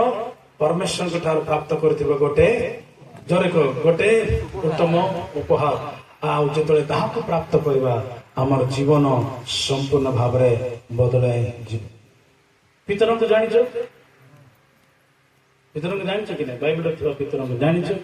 ପ୍ରଭୁ ଯୀଶୁ ଖ୍ରୀଷ୍ଟଙ୍କ ସହିତ କେତେ ବର୍ଷ ଶିକ୍ଷାରେ ଟ୍ରେନିଂ ରେ ଥିଲେ କହିବାକୁ ଗଲେ 3 ବର୍ଷ ଅଧେ ଯୀଶୁଙ୍କର ସେବା କାର୍ଯ୍ୟରେ ସେ ଥିଲା। ଏତେ ଦିନ ଏତେ ବର୍ଷ ସେବା କାର୍ଯ୍ୟ କଲା ପରେ ମଧ୍ୟ ଆମେ ଦେଖିବା ମାର୍କ ଲିଖିତ ସୁସମାଚାର 14 ଅଧ୍ୟାୟ 71 କଣ କହିବ 71 ପଦ ପଢିବେ। ହଁ, କିନ୍ତୁ ସେ ଅଭିଶାପ ଦେଇ ଓ ରାଣ ପକାଇ କହିବାକୁ ଲାଗିଲେ, ତୁମ୍ଭେମାନେ ଯେଉଁ ଲୋକର କଥା କହୁଅଛ ତୁମେମାନେ ଯୋଉ ଲୋକର କଥା କହୁଅଛ ମୁଁ ତାକୁ ଜାଣେ ନାହିଁ। ମୁଁ ତାକୁ ଜାଣେ ନାହିଁ। କାହା ବିଷୟରେ କହୁଛି ପିତର? 3 ବର୍ଷ ଉର୍ଦ୍ଧ୍ୱ ଯାହା ସହିତ ନିରନ୍ତର ରହୁଥିଲା, କହିବାକୁ ଗଲେ 24 ଘଣ୍ଟା ତାଙ୍କ ସହିତ ଥିବା ବ୍ୟକ୍ତିଙ୍କ ବିଷୟରେ ଯେତେବେଳେ ଗୋଟେ ଝିଅ ପଚାରିଦେଲା, ତୁମେ ସେଇ ବ୍ୟକ୍ତି ଯୋଉ ଯୀଶୁଙ୍କ ସହିତ ଥିବ, ସେ କଣ କହିଲା ଲେଖା ଅଛି, ରାଣ ସେ କଣ କହୁଛି, ମୁଁ ତାକୁ ଜାଣି ନାହିଁ। କିଏ କହୁଛି? ସମସ୍ତେ କହିବେ କିଏ କହୁଛି? ଯଦି ଆମେ ତାକୁ ଆଉ ଟିକେ ସମୟ କମ ଅଛି, ଆମେ ଆଉ ଯଦି ଆଗକୁ ଦେଖିଲେ ଆମେ ଦେଖିପାରିବା, ସେହି ପିତର ଗୋଟେ ପିତର ଗୋଟେ ଛୋଟ ଝିଅ ପାଖରେ କିମ୍ବା ଅଳ୍ପ ଲୋକମାନଙ୍କ ପାଖରେ ମୁଁ ସେ କିଏ ମୁଁ ଜାଣି ନାହିଁ କହିଥିଲା। 3 ବର୍ଷ ଉର୍ଦ୍ଧ୍ୱ ତାଙ୍କ ସହିତ ଚାଲିଲା ପରେ ମଧ୍ୟ ଯଦି ସେ କହିଲା, ସେହି ପିତର ଦିନ ଏଇ ପ୍ରକାର ଥିଲା, ଯେତେବେଳେ ଅଭିଷେକରେ ପୂର୍ଣ୍ଣ ହେଇକି ଯେତେବେଳେ ବାକ୍ୟ ବିତରଣ କରିଲେ, ଆମେ ଜାଣୁଅଛୁ ହଜାର ହଜାର ଲୋକମାନେ ସଦାପ୍ରଭୁଙ୍କୁ ଗ୍ରହଣ କଲେ। ଏଇଟା ହେଲା କି ନାହିଁ? ବାଇବଲରେ ଦେଖିଛ କି ନାହିଁ ସେଟା ହେବାଟା? ସେଇ ପିତର ଯେ ଯୀଶୁଙ୍କ ସହିତ 3 ବର୍ଷ ଉପରେ ଚାଲିଲା, ସେଇ ପିତର ଜଣେ ବ୍ୟକ୍ତିଙ୍କ ନିକଟରେ ଯୀଶୁକୁ ମାନିବା ପାଇଁ ସ୍ୱୀକାର କରିବା ପାଇଁ ପ୍ରସ୍ତୁତ ନଥିଲା। ମାତ୍ର ସେଇ ପିତର ଅଭିଷେକରେ ପୂର୍ଣ୍ଣ ହେଇକି ଯେତେବେଳେ ବାକ୍ୟ ବିତରଣ କରିଲା, ସେ କଣ ହେଲା ନା ହଜାର ହଜାର ଲୋକମାନେ କଣ କଲେ ନା ପ୍ରଭୁଙ୍କର ନିକଟକୁ ଫେରି ଆସିଲେ। ହେଲେ ଏମିତି ଏଇ ଲୋକମାନଙ୍କ ମଧ୍ୟରେ ଯୋଉ ଲୋକମାନେ କିଛି ସପ୍ତାହ ପୂର୍ବରେ କହୁଥିଲେ, ହେ ଯୀଶୁକୁ କୃଷାର୍ପିତ କର, ସେଇ ଲୋକମାନଙ୍କ ମଧ୍ୟରେ ଯେତେବେଳେ ପିତର ସେମାନଙ୍କ ମଧ୍ୟରେ ଯେତେବେଳେ ପିତର ଗଲା, ସେମାନଙ୍କୁ ପ୍ରଭୁ ଯୀଶୁ ଖ୍ରୀଷ୍ଟଙ୍କୁ ତୁଚ୍ଛ କରିବାଟା ଆମେ ଦେଖିପାରିବା। ମାତ୍ର ବର୍ତ୍ତମାନ ସେଇ ଲୋକମାନଙ୍କ ମଧ୍ୟରେ ହିଁ ସାହସିକ ଭାବରେ ଖ୍ରୀଷ୍ଟ ସେ ପୁନରୁତ୍ଥାନ ହେଇଥିବା ଯୀଶୁ ବୋଲି ପ୍ରକାଶ କରିବାଟା ଆମେ ଦେଖିପାରିବା। ମୋର ଉଦ୍ଧାର କର୍ତ୍ତା ବୋଲି ପ୍ରକାଶ କରିବାଟା ଆମେ ଦେଖିପାରିବା। ସେଇଦିନ ଆମେ ପ୍ରେରିତ 2:42 ପଦରେ ଲେଖା ଅଛି। ସେମାନେ ପ୍ରେରିତ ମାନଙ୍କର ଶିକ୍ଷାରେ, ସହଭାଗିତାରେ, ରୁଟି ଭାଙ୍ଗିବାରେ ଓ ପ୍ରାର୍ଥନା କରିବାରେ ନିବିଷ୍ଟ ଚିତ ହୋଇ ରହିଲେ। 2:32 ସେଟା ଅଛି କି? ଓକେ, 3000 ଉର୍ଦ୍ଧ୍ୱ ଲୋକମାନେ ପ୍ରଭୁଙ୍କୁ ବିଶ୍ୱାସ କଲେ, ଜଳରେ ବାପ୍ତିସ୍ମ ନେଲେ। ହେଲେ ସେଇ ପିତରରେ ଏଇ ପିତରରେ କଣ ପାର୍ଥକ୍ୟ କହିବେ କି? ସେଇ ପିତରରେ ଏଇ ପିତରରେ କଣ ବ୍ୟତ୍ୟାସ ରହିଛି? କଣ ଡିଫରେନ୍ସ ହେଲା? କଣ ଅଲଗା ହେଲା? ସେଇ ପିତରରେ ଏଇ ପିତରରେ କଣ ରହିଛି? କଣ ଡିଫରେନ୍ସ ହେଲା? କଣ ହେଲା ସେଟା କୁହ, ନହେଲେ ନାହିଁ। ଆଉ ପବିତ୍ର ଆତ୍ମାଙ୍କ ଶକ୍ତି ପାଇଲେ। ସେ ପୂର୍ବରେ କଣ ହେଲା? ପାଇନଥିଲେ। ପବିତ୍ର ଆତ୍ମାଙ୍କର ଶକ୍ତିକୁ ଅନୁଭବ। ବର୍ତ୍ତମାନ କଣ ପ୍ରାପ୍ତ ହେଲା? ପବିତ୍ର ଆତ୍ମାଙ୍କର ଶକ୍ତିକୁ ପ୍ରାପ୍ତ କଲା। ଆଉ ଯେତେବେଳେ ପବିତ୍ର ଆତ୍ମା ଆମେ ଯଦି ଦେଖିବା, ସେ 120 ଲୋକମାନେ ଯେ ଉପର କୋଠିରେ ଅପେକ୍ଷା କରୁଥିଲେ ପବିତ୍ର ଆତ୍ମାଙ୍କ ଅଭିଷେକ ପାଇଁ, ସେଇଥିରେ ଭିତର ଥିଲା କି ନଥିଲା? ଭିତର ଥିଲା। ସେଠି ଲେଖାଯାଏ, ଯେ କେହି ଶକ୍ତିକୁ ପ୍ରାପ୍ତ କଲେ, ଯେ କେହି ପବିତ୍ର ଆତ୍ମାର ବାପ୍ତିସ୍ମ ପ୍ରାପ୍ତ କଲେ, ସେ ପ୍ରଭୁଙ୍କ ନିମନ୍ତେ ସାହସିକ ସାକ୍ଷୀ ହେବାଟା ଆମେ ଦେଖିପାରିବା। ଏହା ସବୁଠୁ ଗୁରୁତ୍ୱପୂର୍ଣ୍ଣ ବାଇବଲର ସତ୍ୟତା। ଯେତେବେଳେ ପବିତ୍ର ଆତ୍ମାଙ୍କର ଅଭିଷେକ ଆସିବ କିମ୍ବା ପବିତ୍ର ଆତ୍ମାଙ୍କ ଅଭିଷେକ ପ୍ରାପ୍ତ କରୁଛି, ତାର ଅର୍ଥ ପବିତ୍ର ଆତ୍ମାରେ ଆମେ ବାପ୍ତିସ୍ମ ପ୍ରାପ୍ତ ହେଉଥିବା ବ୍ୟକ୍ତି ପରେ ଆମେ ଦେଖା ଯାଇପାରୁଛୁ।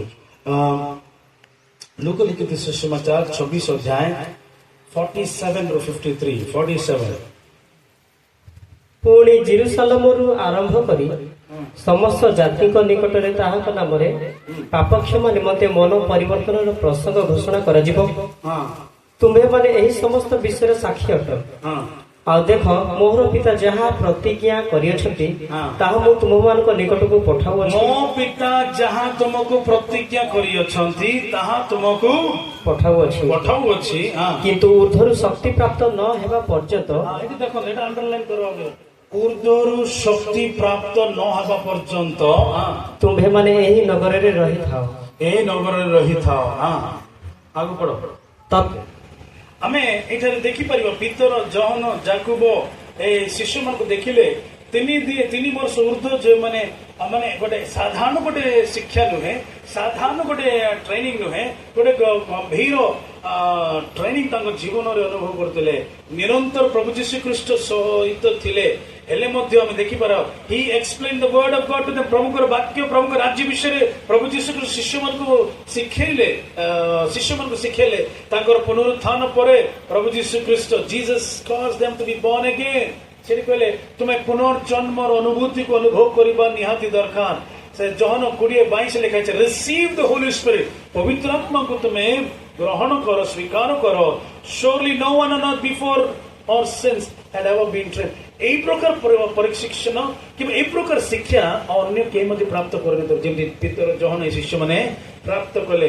ହେଲେ ମଧ୍ୟ ସେ କହୁଛନ୍ତି ଏବେ ହିଁ ତୁମେ ବାହାରକୁ ଯାଅ ନାହିଁ, ଏବେ ହିଁ ଏ ସଂସାରରେ ଚାଲି ଯାଅ ନାହିଁ, ଏବେ ହିଁ ସଂସାରରେ ଯେ କାର୍ଯ୍ୟ କର ନାହିଁ। ସେ କଣ କହୁଛନ୍ତି? ଏରୁସଲେମରେ ତୁମେ ଅପେକ୍ଷା କର। ହାଲେଲୁୟା। You are justified। ତୁମେ जो ସାର୍ଟିଫିକେସନ ର जो ପ୍ରକ୍ରିୟା ଅଛି, ତୁମ ପ୍ରାରମ୍ଭିକ ଜୀବନରେ କଣ କରିବାର ଅଛି ନା ତାଙ୍କ ସମ୍ମୁଖରେ ଅପେକ୍ଷା କରିବା ନିହାତି ଦରକାର। କାହିଁକି ନା ଏଟା ପ୍ରୋସେସ, ପ୍ରକ୍ରିୟା।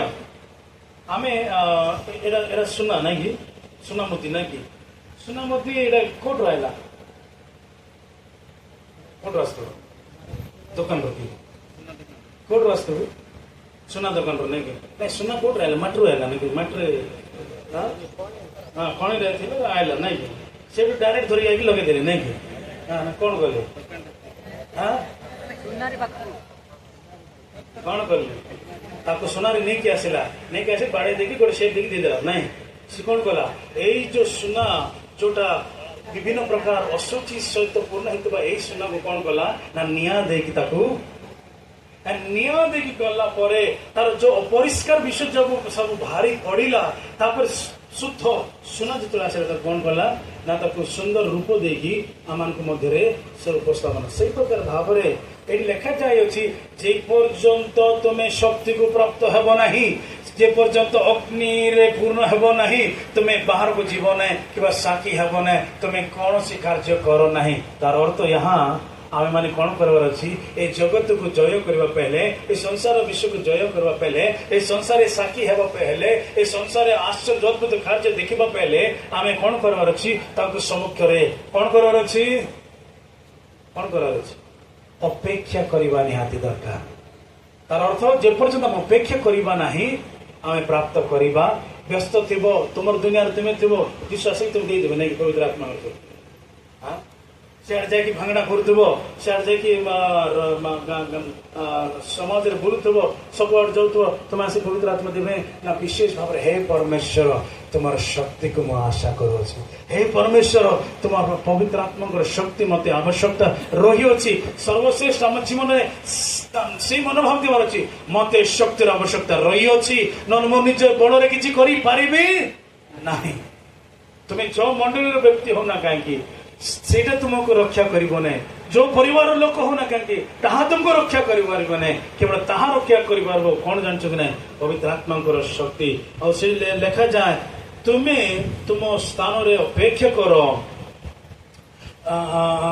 ତୁମରି ଯୋଉ କାର୍ଯ୍ୟରେ ଯଦି ତୁମର ଜୀବନରେ ଯଦି ସଫଳ ହେବା ପାଇଁ ହେଲେ, ତୁମ ଜୀବନରେ ଫଳବନ୍ତ ହେବା ପାଇଁ ହେଲେ, ତୁମର ଜୀବନ ଆଉ ସୁନ୍ଦର ଭାବରେ ରୂପିତ ହେବା ପାଇଁ ହେଲେ ତୁମ ଜୀବନ କଣ ଘଟିବା ନିହାତି ଦରକାର ନା ଉର୍ଦ୍ଧ୍ୱରୁ ଶକ୍ତିକୁ ଅନୁଭବ କରିବା ନିହାତି ଦରକାର।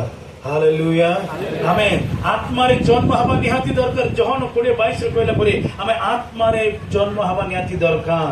ଯେ ପର୍ଯ୍ୟନ୍ତ ସେ ଅନୁଭୂତି ନାହିଁ ଆମେ ଶକ୍ତିର କାର୍ଯ୍ୟ କରିପାରିବା। ମୋବାଇଲ ଚାଲିବା ପାଇଁ କଣ ଦରକାର? ବ୍ୟାଟେରୀ ନଥିଲେ ଆଗେ ଆପଲ ମୋବାଇଲ ଯଦି ଭାବନ୍ତି ଆପଲ ମୋବାଇଲ କେତେ ଦାମ ଥିବ? 1.5 ଲକ୍ଷ। ଉପରଟା ଧରବା 1.5 ଲକ୍ଷ ଧରବା ମୁଁ ଆପେଲ ଧରିଛି ଏଟା କାହିଁକି ଚାଲୁନି ମାନେ ଯଦି କହିବ କଣ ହବ ଚାର୍ଜିଂ କରୁନଥିବ ଚାର୍ଜ କରିବ ନାହିଁ এটা চালবার ଅଛି লক্ষে উপরে পয়সা দেখি কিଣିছে এটা হলে হব কি চালব কি তাহলে এটা চালবাকে কোন করা পড়বে চালবাকে কোন করা পড়বে কেটিএম বাইক দেখছো কি কেতে লাগা সেটা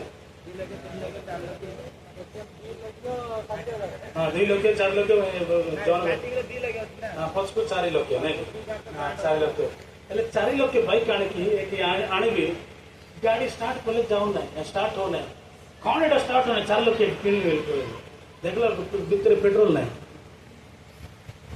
पेट्रोल नथिले 4 लोग मानले देछि ना केनतेटा चलबो केनते ना कहले कोन हबो तुमको बाया कहबे ना भोल्टा बेल कहबे सत्र को बाया कहबे ना भोल्टा बेल कहबे एके जोर कहबे कोन बेल कहबे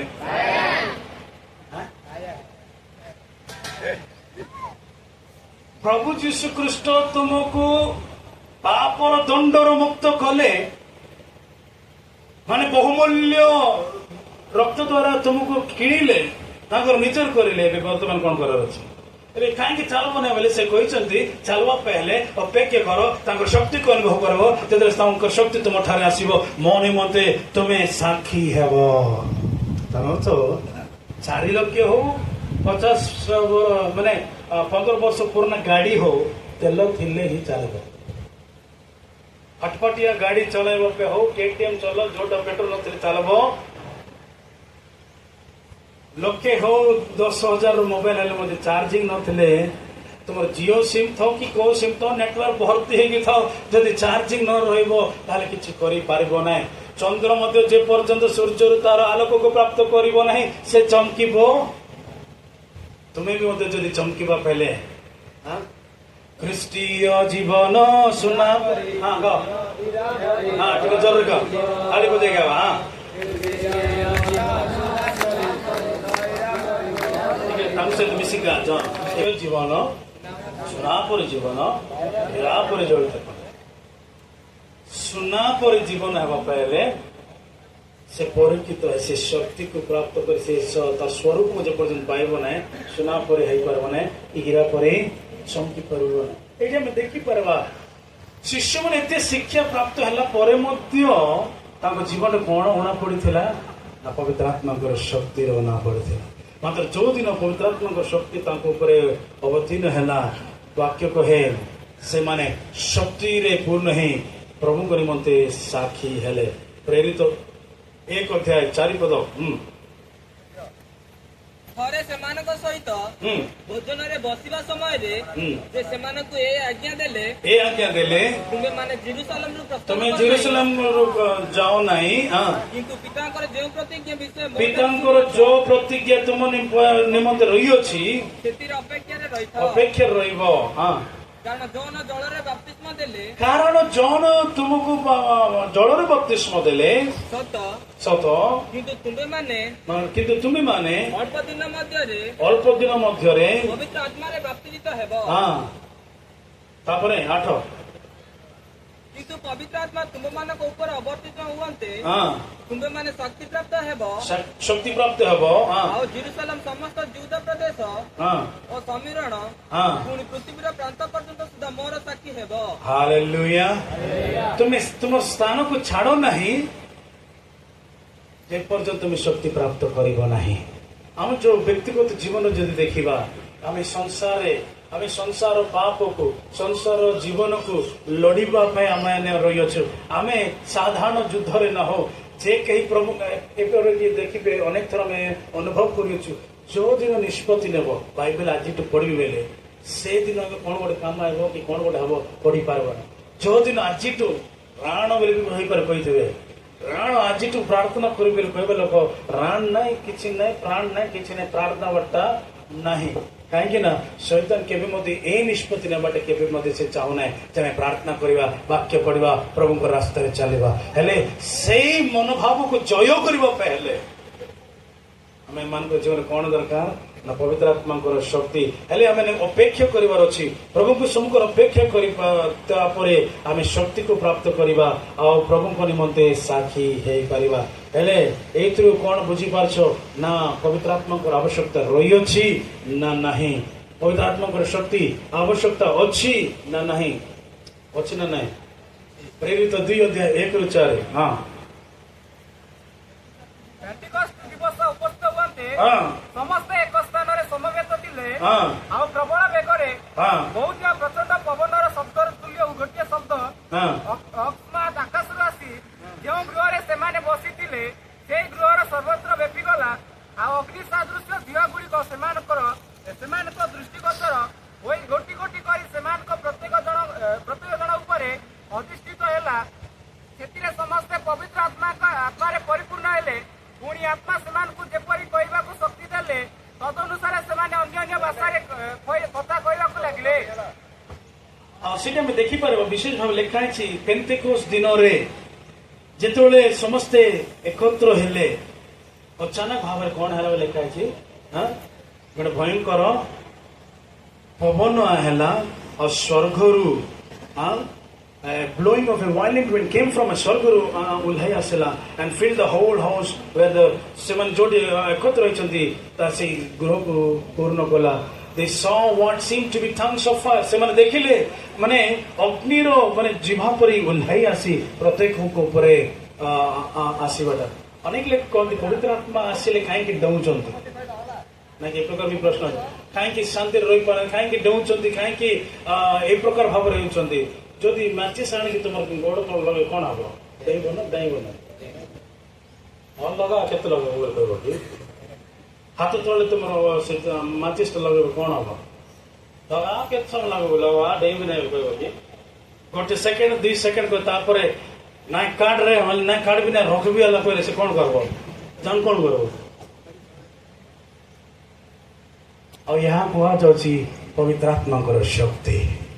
ଏଟା ସାଧାରଣ ଶକ୍ତି ନୁହେଁ। ଅନେକ ଥର ଆମେ ଦେଖୁଅଛୁ ଅନ୍ୟମାନଙ୍କୁ ଦେଖିକି ସେଇ ପ୍ରକାର ଅଭ୍ୟାସରେ କରିବାକୁ ଚେଷ୍ଟା କରୁଛନ୍ତି। ସେମିତି କେବେ କର ନାହିଁ। ଇମିଟେଟ୍ କର ନାହିଁ। ଇମିଟେଟ୍ ବୋଲି କଣ କହିବେ? ନକଲ କର ନାହିଁ। ସେମିତି କରୁଛି ବୋଲି ମୁଁ ବି କରିଦେବି, ନହେଲେ ଆଜ୍ଞା ଖରାପ ଭାବ ନାହିଁ। ସତରେ ଯିଏ ପବିତ୍ର ଆତ୍ମାଙ୍କର ଅନୁଭବ କଲେ ସେ ନିଜ ସ୍ଥାନରେ ଛିଡା ହେବ ମାନେ ସେ ସାଧାରଣ ବ୍ୟକ୍ତି પર ରହିବ ନାହିଁ। ଓ ଅଦ୍ଭୁତ ଆନନ୍ଦକୁ, ଅଦ୍ଭୁତ ଉପସ୍ଥିତିକୁ, ଅଦ୍ଭୁତ କଥା ଗୁଡାକୁ ତାଙ୍କ ଜୀବନରେ ଅନୁଭବ କରିବେ। ଗୋଟେ ଭିନ୍ନତାକୁ ଅନୁଭବ କରିବେ। ଯୋଉଦିନ ଷ୍ଟୁଡେଣ୍ଟ ଫର ଜିଜସ୍ ୟୁଥରେ ଏଇ ଅନୁଭୂତି ଅନୁଭବ କଲି, ସେଇଦିନ ଗୋଟେ ଧନ୍ୟ ଦିନ ପରିଥିଲା, ଗୋଟେ ଆନନ୍ଦର ଦିନ ପରିଥିଲା। ଆଉ ତାହା ପୂର୍ଣ୍ଣ ହେବା ଦ୍ୱାରା ମୋ ଜୀବନ ସମ୍ପୂର୍ଣ୍ଣ ଭାବରେ ପରିବର୍ତ୍ତିତ ହେଇଗଲା। ଆଉ ପ୍ରଥମ ସୂଚନା ପବିତ୍ର ଆତ୍ମାରେ ପୂର୍ଣ୍ଣ ହେଇଥିବାର ସୂଚନା କଣ ନା ପରଭାଷାରେ କଥା ହେବା। ଆମେ ତାଙ୍କ ବାକ୍ୟ ଲେଖା ହେଇଛି ସେମାନେ ଯେ କେ ପବିତ୍ର ଆତ୍ମାରେ ପୂର୍ଣ୍ଣ ହେଲେ ସେମାନେ ଅନ୍ୟ ଭାଷାରେ କଥା ହେବା ଆରମ୍ଭ କଲେ। ସେ ଭାଷା ଏଇ ପ୍ରକାର ଭାଷା ଥିଲା ଯେ ଅନ୍ୟ ଲୋକମାନେ ଆସିକି ଇଏ କେମିତି ମୋ ଭାଷାରେ କଥା ହଉଛି, ସେ ଭାଷା ସେ ଜାଣିନଥିଲା, ସେ ଭାଷାରେ କଥା ହଉଥିଲା। ଗୋଟେ ଅନ୍ୟ ପ୍ରକାର ଭାଷା, ଯୋଉ ଭାଷା ସେ ବ୍ୟକ୍ତି ନିଜେ ଜାଣିନାହିଁ। ଆଉ ଅନେକ ଥର ଏଇ ପ୍ରକାର କଥା କଣ ହଉଛି ସେଥିରେ ନା ସଦା ପ୍ରଭୁଙ୍କ ସହିତ କଥା କହୁଅଛି। ହାଲେଲୁୟା। ଏଇ ପ୍ରକାର ଅନୁଭୂତି ସେମାନେ ପବିତ୍ର ଆତ୍ମାରେ ପୂର୍ଣ୍ଣ ହିଁ ପ୍ରଭୁଙ୍କ ସମ୍ମୁଖରେ ଗୋଟେ ଅନ୍ୟ ଭାଷାରେ କଥା ହେ। ଆଉ ସେ ପ୍ରାରମ୍ଭିକ ସୂଚନା ଚିହ୍ନ କଣ ବୋଲି କହିଲେ? ପରଭାଷାରେ କଥା ହେବା। ତାଙ୍କ ପରଭାଷାରେ କଥା ହେବାର ଅନୁଭୂତିକୁ ସେମାନେ ଅନୁଭବ କଲେ। ସେଇ ଦିନଟା ଭିତର ଜୀବନରେ ଏଇ ପ୍ରକାର କାର୍ଯ୍ୟ କଲା। ଭିତର ଯହନ ସେମାନେ ପବିତ୍ର ଆତ୍ମାଙ୍କର ଶକ୍ତିରେ এই প্রকার পূর্ণ ହେଲେ যে ଆମେ ଜାଣୁଛୁ ଗୋଟେ ଖଞ୍ଜ ବ୍ୟକ୍ତି ମନ୍ଦିର ନିକଟରେ ସେ ସୁସ୍ଥ ହେବାଟା ଆମେ ଦେଖିପାରିଲୁ। ଆମେ ଦେଖିପାରୁଅଛୁ ଭିତର ଯହନଙ୍କ ଜୀବନରେ ଆଶ୍ଚର୍ଯ୍ୟ ଚମତ୍କାର କାର୍ଯ୍ୟ ତାଙ୍କ ଜୀବନରେ ଅନୁଭବ କଲେ। ପୂର୍ବରେ ସେମାନେ ଯେତେବେଳେ ଯାଇକି କରୁଥିଲେ କିଛି ହଉନଥିଲା। ପୂର୍ବରେ ସେମାନେ ଅନେକ ବିଷୟ ଚେଷ୍ଟା କଲେ ମଧ୍ୟ ହଉନଥିଲା। ବର୍ତ୍ତମାନ ପ୍ରଭୁ ଯୀଶୁଖ୍ରୀଷ୍ଟ ତାଙ୍କ ସହିତ ନଥିଲେ ମଧ୍ୟ ପବିତ୍ର ଆତ୍ମା ଶକ୍ତିକୁ ଯେତେବେଳେ ପ୍ରାପ୍ତ କଲେ ଅନେକ ଅଦ୍ଭୁତ କାର୍ଯ୍ୟ, ଅନେକ ଆଶ୍ଚର୍ଯ୍ୟ କାର୍ଯ୍ୟ ତାଙ୍କ ଜୀବନରେ ଅନୁଭବ କଲେ। ସେ ଖଞ୍ଜ ବ୍ୟକ୍ତି ସୁନ୍ଦର ନାମକ ପାଠ କରିଦେଲେ ଛିଡା ହେଇଥିଲା। ସେ କହିଲେ କଣ କହିଲେ? ସେ କିଏ ଗଲେ ପିତର ଆଉ ସେମାନେ କଣ କହିଲେ? ସେ ଖଞ୍ଜ ବ୍ୟକ୍ତି କଣ କହିଲା?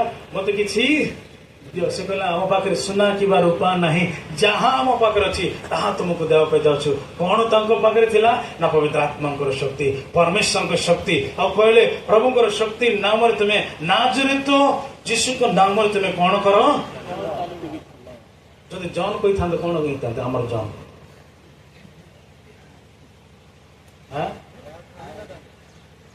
ଗୋଟେ ଥର ଛିଡା ଯଦି ଏ ଜନ ଯଦି କହିଥାନ୍ତେ ସେ ଖଞ୍ଜକୁ ଆରେ ବାପ ଉଠରେ କହିଲେ କଣ ହେଇଥାନ୍ତା? ତାର ପାଖରେ ବାଡେଇ ପକେଇଥାନ୍ତେ। ସେ ଖଞ୍ଜ ଦେଖିକି ତୁ କଣ କହୁଛୁ ଉଠରେ କହିଲେ। ଯଦି ପବିତ୍ର ଆତ୍ମାଙ୍କ ଶକ୍ତି ତୁମ ଉପରେ ଓହ୍ଲାଇ ଆସିବ କଣ ହବ? ମୁଁ ଜାଣିନାହିଁ ଆଙ୍କର ନା କିଏ ଦେଲା, ମୁଁ ଜାଣି ନାହିଁ। ତାଙ୍କ ବାବା ଦେଲେ। ସେ ହେଇପାରେ ସେ ଜାଣିନଥିଲେ କଣ ହେବ ତାର ଭବିଷ୍ୟ କିମ୍ବା ତାର ଜୀବନରେ କଣ ଘଟିବ। ମାତ୍ର ପ୍ରଭୁଙ୍କ ଦାସ ହିସାବରେ ମୁଁ ଆଜି ଘୋଷଣା କରୁଅଛି, ଯୋଉ କାର୍ଯ୍ୟ ଜହନ କରିଥିଲା ଏଇ ଜହନ ମଧ୍ୟ ତାର ଜୀବନରେ କରିପାରିବ। ଏ ବି ବିଶ୍ୱାସ କରିପାରୁନାହିଁ। ଏବେ ଏଠି ଉପସ୍ଥିତ ଲୋକମାନେ ବିଶ୍ୱାସ କରୁନାହାନ୍ତି। ଆକୁ ଦେଖିଲେ ହେଇପାରେ ଲୋକ ହସନ୍ତି, ଜହନକୁ ଦେଖିଲେ ତୁଚ୍ଛ କରନ୍ତି, ମଜା ପଦେ କରନ୍ତି। ମାତ୍ର ପ୍ରଭୁଙ୍କର ଦାସ ହିସାବରେ ମୁଁ ଆଜି ଦୃଢ ଭାବରେ ଏହା ଘୋଷଣା କରିପାରିବି, କହିପାରିବି ଆଗାମୀ ଦିନ ମାନଙ୍କରେ ପରମେଶ୍ୱରଙ୍କର ପବିତ୍ର ଆତ୍ମା ଯେତେବେଳେ ତା ଉପରେ ଓହ୍ଲାଇ ଆସିବ, ଏଇ ପ୍ରକାର ନଥିବ, ଅସାଧାରଣ କାର୍ଯ୍ୟ କରିବ। ଆପଣ ସମସ୍ତେ ଆଶ୍ଚର୍ଯ୍ୟଚକିତ ହେଇଯିବେ, କାରଣ ପରମେଶ୍ୱର ଏଇ ଜହନକୁ ସେଇ ପ୍ରକାର ଭାବରେ ଅଦ୍ଭୁତ ଭାବରେ ବ୍ୟବହାର କରିବାକୁ ଯାଉଛନ୍ତି। କେତେ ଜଣ ବିଶ୍ୱାସ କରିଛନ୍ତି? ସମସ୍ତେ ଚକ୍ଷୁ ବନ୍ଦ କରି ତାଙ୍କ ପ୍ରତି ଆମ ହାତ ଉଠାଇବା, ସମସ୍ତେ ଚକ୍ଷୁ ବନ୍ଦ କରିବା, ପ୍ରାର୍ଥନା କରିବା। Hallelujah father. এই ୟୁଥ୍ କ୍ୟାମ୍ପର ପରମେଶ୍ୱର ଗୋଟେ ଯୋଜନା ରହିଅଛି। ଆସିବା ଆରମ୍ଭ ଦିନରୁ ପରମେଶ୍ୱର ତାଙ୍କ ପ୍ରତି ଦୃଷ୍ଟିପାତ କରୁଅଛନ୍ତି। ସେ ସବୁବେଳେ ଭାବୁଛି ମୋ ଦ୍ୱାରା କିଛି ସାଧ୍ୟ ହେଇପାରିବ ନାହିଁ। ସତ କଥା ତାଙ୍କର ତାର ନିଜ ବଳରେ, ନିଜ ଜ୍ଞାନରେ, ନିଜର ବୁଦ୍ଧିରେ ସେ କିଛି ମଧ୍ୟ ସାଧ୍ୟ ହେଇପାରିବ ନାହିଁ। ତାଙ୍କ ବାପା ମଧ୍ୟ ହେଇପାରେ ଜାଣିକି ବା ଅଜାଣତାରେ ଖାଲି ନା ଦେଇଛନ୍ତି ଜହନ, ମାତ୍ର ପରମେଶ୍ୱରଙ୍କର ଯୋଜନା ତାଙ୍କ ପ୍ରତି ରହିଅଛି। ଆଜି ତାଙ୍କ ଦାସ ହିସାବରେ ମୁଁ ପ୍ରାର୍ଥନା କରୁଛି, ପିତା ପୁତ୍ର ପବିତ୍ର ଆତ୍ମାଙ୍କ ନାମରେ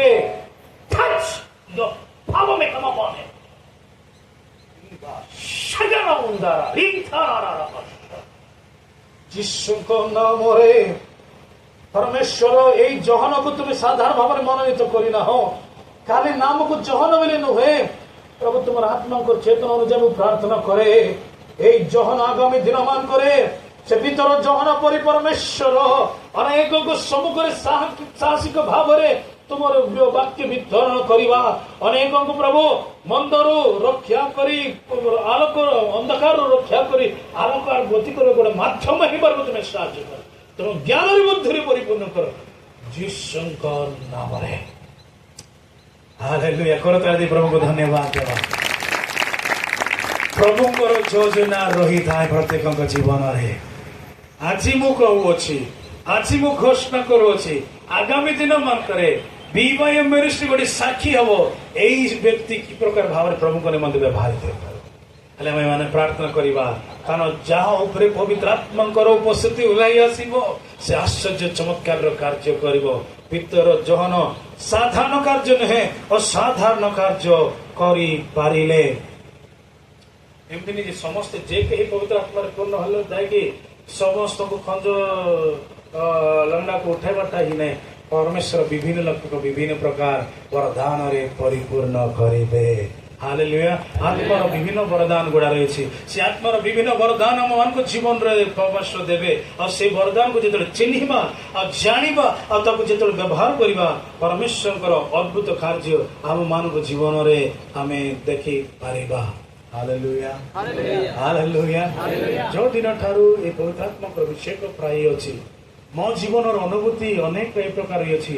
ମନ୍ଦ ଆତ୍ମାର କାର୍ଯ୍ୟ ଯାହାର ଜୀବନରେ ପୂର୍ଣ୍ଣ ହେଇଅଛି, ସେ କେବେ ମଧ୍ୟ ଛିଡା ହେଇପାରୁନଥିଲା। ତାର ଜୀବନ ଠାରୁ ପରମେଶ୍ୱର ଏ ପ୍ରକାର ଅନୁଗ୍ରହ କଲେ, ମନ୍ଦ ଆତ୍ମା ତା ଜୀବନ ଚାଲିଗଲା। ତାହା କାହାର ଶକ୍ତି ସହିତ? ମୋର ଶକ୍ତି ନୁହେଁ, ପବିତ୍ର ଆତ୍ମାଙ୍କର ଶକ୍ତି ହେତୁ এই ସବୁ ସାଧ୍ୟ, এই ସବୁ କାର୍ଯ୍ୟ ସାଧ୍ୟ ଆମ ମାନଙ୍କ ଜୀବନରେ ଯେତେବେଳେ ଆମେ ପବିତ୍ର ଆତ୍ମାରେ ପୂର୍ଣ୍ଣ ହେବା ବ୍ୟକ୍ତି ହେଇପାରିବା। ପେନ୍ତିକୋସ୍ତ ପୂର୍ବରୁ ତାଙ୍କର ଜୀବନ ଭିନ୍ନ ଥିଲା, ମାତ୍ର ପେନ୍ତିକୋସ୍ତ ପରେ ତାଙ୍କର ଜୀବନ ଅଦ୍ଭୁତ ଭାବରେ ପରିବର୍ତ୍ତ ହେଇଗଲା। ଯେତେବେଳେ ପେନ୍ତିକୋସ୍ତ ପୂର୍ବରୁ ଯେତେବେଳେ ପ୍ରଭୁ ଯୀଶୁ ଖ୍ରୀଷ୍ଟଙ୍କୁ ଗେତ୍ସେମନେ ବଗିଚାରୁ ଗୋଟେ ଦୋଷୀ ହିସାବରେ ଯେତେବେଳେ ନେଇ ଯାଉଥିଲେ, ଶିଷ୍ୟମାନେ ସମସ୍ତେ ତାଙ୍କୁ ଛାଡି ଚାଲିଗଲେ, ହଁ କି ନାହିଁ? ଯେତେବେଳେ ଯୀଶୁଙ୍କୁ ଧରିଦେଲେ ସମସ୍ତ ଶିଷ୍ୟମାନେ ଇଆଡେ ସିଆଡେ ଡର ଭୟରେ ସେମାନେ ଚାଲିକି ଲୁଚିକି ଗୋଟେ ଗୁପ୍ତ ସ୍ଥାନରେ ଥିଲେ। ମାତ୍ର ପେନ୍ତିକୋସ୍ତ ଦିନ କିମ୍ବା ପବିତ୍ର ଆତ୍ମା ଓହ୍ଲାଇଲା ପରେ ସେହି ଶିଷ୍ୟମାନେ ତାଙ୍କ ନିମନ୍ତେ ମରଣକୁ ମଧ୍ୟ ଭୟ ନ କରି ପ୍ରଭୁ ଯୀଶୁ ଖ୍ରୀଷ୍ଟଙ୍କ ନିମନ୍ତେ ସାକ୍ଷୀ ହେବାଟା ଆମେ ଦେଖୁଛୁ। ସେଇ ଶିଷ୍ୟମାନଙ୍କ ମଧ୍ୟରୁ ଗୋଟେ ଶିଷ୍ୟ ମଧ୍ୟ ଆମେ ଜାଣୁଛୁ ଏଇ ଭାରତ ବର୍ଷକୁ ଆସିକି ଏଇ ଭାରତରେ ମଧ୍ୟ ପ୍ରଭୁଙ୍କ ନିମନ୍ତେ ସାକ୍ଷୀ ହେଲେ, ପ୍ରଭୁଙ୍କ ନିମନ୍ତେ ମୃତ୍ୟୁକୁ ମଧ୍ୟ ଅନୁଭବ କଲେ। କିଏ ସେ? ଥମା। ତୁମେ ଯଦି ହେଇପାରେ ଅନେକ ଯାଇଥିବେ କାଲକାଟା ଯାଇକି ଦେଖିଥିବେ। କୋଉଠି ଦେଖିଥିବେ? କୋଉଠି? ଚେନ୍ନାଇ। ସେଟା ଜାଣିଛ କି ନାଇଁ? ଚେନ୍ନାଇରେ ଯାଇକି ଆପଣ ଦେଖିପାରିବେ। ତାର ଅର୍ଥ ଯେ ପ୍ରଭୁଙ୍କର ବାପ୍ତିସ୍ମ, ପବିତ୍ର ଆତ୍ମାଙ୍କର ବାପ୍ତିସ୍ମ ପ୍ରାପ୍ତ କରିବେ, ସେ ଅଦ୍ଭୁତ ଅଦ୍ଭୁତ କାର୍ଯ୍ୟ ସାଧ୍ୟ କରିବେ। Hallelujah, hallelujah. ହେଲେ ଆଜି ଏଇ ଦିନ ବିଶେଷ ଭାବରେ ଆମେ ପ୍ରସ୍ତୁତ କରୁଅଛୁ ନିଜକୁ କଣ ପାଇଁ? ନା ପବିତ୍ର ଆତ୍ମାରେ ପୂର୍ଣ୍ଣ ହେବା ପାଇଁ। ହେଲେ ନା ପୁନର୍ବାର ପଚାରୁଛି, କାହା କାହା ପାଇଁ ଆବଶ୍ୟକତା ରହିଅଛି? କାହା କାହା ପାଇଁ ଏଇଟା ରହିଅଛି? ପବିତ୍ର ଆତ୍ମାଙ୍କ ଅଭିଷେକ କାହାକୁ ଆବଶ୍ୟକତା ରହିଅଛି? ସମସ୍ତଙ୍କ ପାଇଁ। ଏଠି ସମସ୍ତ ବୋଲେ କିଏ କିଏ? ଏଠି ସମସ୍ତ ବୋଲେ କିଏ କିଏ? ସେଥିରେ ତୁମେ ବି ଅଛ କି ନାହିଁ? ଅନେକ ପ୍ରଭୁ ସବୁକୁ ତୁମେ ଆଶୀର୍ବାଦ କରିବେ କହୁଥିବ, ନିଜକୁ ମନ ଦେଖୁଛ କି ନାହିଁ ଜଣା ନାହିଁ। ପ୍ରଭୁ এই ପବିତ୍ର ଆତ୍ମାଙ୍କର ଶକ୍ତି ମତେ ଦରକାର। ତୁମେ ଦୈନିକ ସଂଘର୍ଷ କରୁଛ ନା? ଅପରାଧରୁ ସଂଘର୍ଷ କରୁଛ ନା? ପାପରୁ ସଂଘର୍ଷ କରୁଛ ନା? ତୁମେ ଜଷ୍ଟିଫାଇଡ ହେଲା ପରେ ମଧ୍ୟ এই ପବିତ୍ରକରଣ ପ୍ରୋସେସରେ ଆମେ ସଂଘର୍ଷକୁ ନିଶ୍ଚିତ ଭାବରେ ଅନୁଭବ କରିବା। ମଳିନ ଅନେକ ଥର ମାନଙ୍କୁ ଆସିକି ସ୍ପର୍ଶ କରିବା ପାଇଁ ଚେଷ୍ଟା କରେ, ହେଲେ ଆମେ ସେଇଥିରୁ ଜୟ ପ୍ରାପ୍ତ ହେବା ପାଇଁ, ହେଲେ ଆମେ ସେଇଥିରୁ ବିଜୟ ଜୀବନ ଯାପନ କରିବା ପାଇଁ, ହେଲେ ଗୋଟେ ପୃଥକ ଜୀବନ ଯାପନ ଅନୁଭବ କରିବା ପାଇଁ ଏହି ଶକ୍ତିର ଆବଶ୍ୟକତା ରହିଅଛି। ତାହେଲେ ଏଇଠି ଥିବା ଯୁବକ ମାନଙ୍କ ଜୀବନରେ ନିହାତି ଭାବରେ ଆମ ଜୀବନରେ ଆବଶ୍ୟକତା ରହିଅଛି। ହେଲେ ଆମେ କଣ କରିବାର ଅଛି? ତାଙ୍କୁ ସମୁଦ୍ର ଅପେକ୍ଷା କରିବା। ଆମେ କଣ କେତେ ଜଣ ପ୍ରସ୍ତୁତ ଅଛନ୍ତି ଅଭିଷେକକୁ ଅନୁଭବ କରିବା ପାଇଁ? ହେ ପରମେଶ୍ୱର, ଆଜି ଏଇ ଦିନରେ ମତେ ସେ ଅଭିଷେକରେ ପୂର୍ଣ୍ଣ କର। କଣ ଜାଣ ଆବଶ୍ୟକତା ଅଛି କି ନାହିଁ? ସାମୁଏଲ ଜାଣିଛୁ ଏଠି ଅଛି, ସେଇଠି ଦେଖୁଛୁ, ମୁଁ ଜାଣେ ତୁମର ନାଁ ଗୁଡା ମନେ ଅଛି, ଯାର ଯାର ନାଁ ଡାକି। ତୁମକୁ ସେ ଅଭିଷେକର ଆବଶ୍ୟକତା ଅଛି କି ନାହିଁ? ଯେ ପର୍ଯ୍ୟନ୍ତ ତୁମ ନାଁ ଜାଣିନା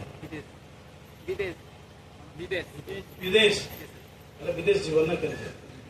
ବିଦେଶ ଜୀବନରେ ଉତ୍ତମ ମ୍ୟୁଜିସିଆନ ହେବା ପରେ ପରମେଶ୍ୱରଙ୍କ ଅଭିଷେକ ତୁମ ଉପରେ ଓହ୍ଲେଇ ଆସିବ ନିହାତି। ଖାଲି ବଜାଇବାଟା ବଡ କଥା ନାହିଁ, ଯେତେବେଳେ ମୁଁ ବଜାଉଛି ଆତ୍ମାରେ ଲୋକମାନେ ଲୀନ ହେବା ନିହାତି ଦରକାର। ଯେତେବେଳେ ଗୀତ ଗାଇଲେ ଯଥେଷ୍ଟ ନୁହେଁ, ଖାଲି ନଚାଇବ, ଗୀତ ନଚାଇଲେ ନାହିଁ। ମୁଁ ଯେତେବେଳେ ପ୍ରଭୁଙ୍କର ଗୀତ ଗାନ କରୁଅଛି, ଲୋକମାନେ ଆତ୍ମାରେ ପୂର୍ଣ୍ଣ ହେବା ନିହାତି ଦରକାର, ସୁସ୍ଥତାକୁ ଲାଭ କରିବା ନିହାତି ଦରକାର, ଶାନ୍ତିକୁ ଅନୁଭବ କରିବା ନିହାତି ଦରକାର। କହିବାକୁ ଗଲେ ଆମର ଜୀବନର ପ୍ରତ୍ୟେକ କାର୍ଯ୍ୟ, ଆମର କଥାବାର୍ତ୍ତା, ଆମର ଚାଲିଚଳନ, ଆମର ଦେଖିବା, ଆମର ପ୍ରତ୍ୟେକ ବିଷୟ କଣ ହେବା ନିହାତି ଦରକାର? ପବିତ୍ର ଆତ୍ମାଙ୍କ ସହିତ ଯଦି ଅଭିଷେକ ହେଇତ ବ୍ୟକ୍ତି ହେଲେ ଯାହା କରିବୁ ଅନ୍ୟମାନଙ୍କ ପାଇଁ ଆଶୀର୍ବାଦର କାରଣ ହେବ। ହାଲେଲୁୟା। ମୋର କଥା ଅନ୍ୟମାନଙ୍କ ପାଇଁ ଶାନ୍ତିର କାରଣ। ଆଜିକାଲି କିଏ କିଏ କଥାରେ ନାଇଁ କି ଅନେକ ଶୁଣ ଦିଆଡେ ଅନେକ ତାଙ୍କ ମୁଖର କଥା ହେଲେ ନାଇଁ କି ଝଗଡା ସେନା ଆଉ କିଛି ହେବ ନାହିଁ। କେହି ମଧ୍ୟ ଗୋଟେ ସାହାଯ୍ୟ କରିବା ହାତ ତାଙ୍କର ଜୀବନରେ କିଏ ଗୋଟେ ପ୍ରଶ୍ନ ପଚାରିଲେ ନାଇଁ କି ଆମେ ସାହାଯ୍ୟ କରିବା କି ନାହିଁ? ପରମେଶ୍ୱର ଆମମାନଙ୍କୁ ମନୋନୀତ କରିଛନ୍ତି କାହିଁକି ଜାଣିଛନ୍ତି କି ନାହିଁ? ଆମମାନଙ୍କୁ ଆଶୀର୍ବାଦ କାହିଁ କରିଛନ୍ତି ଜାଣିଛନ୍ତି କି ନାହିଁ? ଆମକୁ ଅଭିଷେକ କାହିଁ କରିଛନ୍ତି ଜାଣିଛନ୍ତି କାହିଁକି? ଅନ୍ୟମାନଙ୍କ ପାଇଁ ଆଶୀର୍ବାଦର କାରଣ ହେବା ନିମନ୍ତେ। ତାର ତ ଦେବାଟା କି ନାହିଁ? ମୁଁ ଯୀଶୁଙ୍କୁ ପାଇଛି, ଯୀଶୁଙ୍କୁ ମୁଁ ଅନ୍ୟମାନଙ୍କୁ ଦେବା ନିହାତି ଦରକାର। ମୁଁ ତାଙ୍କର ଅନୁଗ୍ରହକୁ ପ୍ରାପ୍ତ କରିଛି, ଅନ୍ୟମାନଙ୍କୁ ଦେବାର ଅଛି। ମୁଁ ଆଶୀର୍ବାଦ ପ୍ରାପ୍ତ ହେଉଛି, ଅନ୍ୟମାନଙ୍କୁ ମୁଁ ଦେବା ନିହାତି ଦରକାର। ଆଜି ପ୍ରସ୍ତୁତ ଅଛନ୍ତି କି ସେ ଅଭିଷେକରେ ପୂର୍ଣ୍ଣ ହେବା ପାଇଁ? ଆଜି ପ୍ରସ୍ତୁତ ଅଛ କି? ଅନେକ ବିଷୟ ଅଛି ଆମେ ଶିଖିବା ପାଇଁ, ମାତ୍ର ଆମର ସମୟ ଅଣ୍ଟିବ ନାହିଁ। ମାତ୍ର ମୁଁ ଏତିକି ମୁଁ ବିଶ୍ୱାସ କରେ ଆପଣ ବୁଝିଲେ ଯେ ଆମେ ସମସ୍ତଙ୍କୁ ସେ ଶକ୍ତିର ଆବଶ୍ୟକତା ରହିଅଛି। ଶକ୍ତି ବିହୀନ ମୁଁ କିଛି କରିପାରିବିନି। ସମସ୍ତେ କହିବେ ଶକ୍ତି ବିହୀନ ମୁଁ କିଛି କରିପାରିବି ନାହିଁ, ମୋ ବଳରେ କିଛି କରିପାରିବି ନାହିଁ, ମୋର ଜ୍ଞାନରେ ମୁଁ କିଛି କରିପାରିବି ନାହିଁ, ମୋର ବୁଦ୍ଧିରେ କିଛି କରିପାରିବି ନାହିଁ। ମତେ ପରମେଶ୍ୱରଙ୍କ ଶକ୍ତିର ଆବଶ୍ୟକତା ରହିଅଛି। କାହିଁକି ସ୍ୱୀକାର କରିବାକୁ କହୁଛି ଜାଣିଛନ୍ତି ନା? ଯୋଉ ଶୈତାନ ମାନଙ୍କୁ ଭ୍ରାନ୍ତ କରୁଅଛି ସେ ବି ଶୁଣୁ ଏ ଗୋଟେ ନିଷ୍ପତ୍ତି ନଉଛି ଆଉ ସେ କହୁଛି ମତେ ଶକ୍ତିର ଆବଶ୍ୟକତା ରହିଅଛି।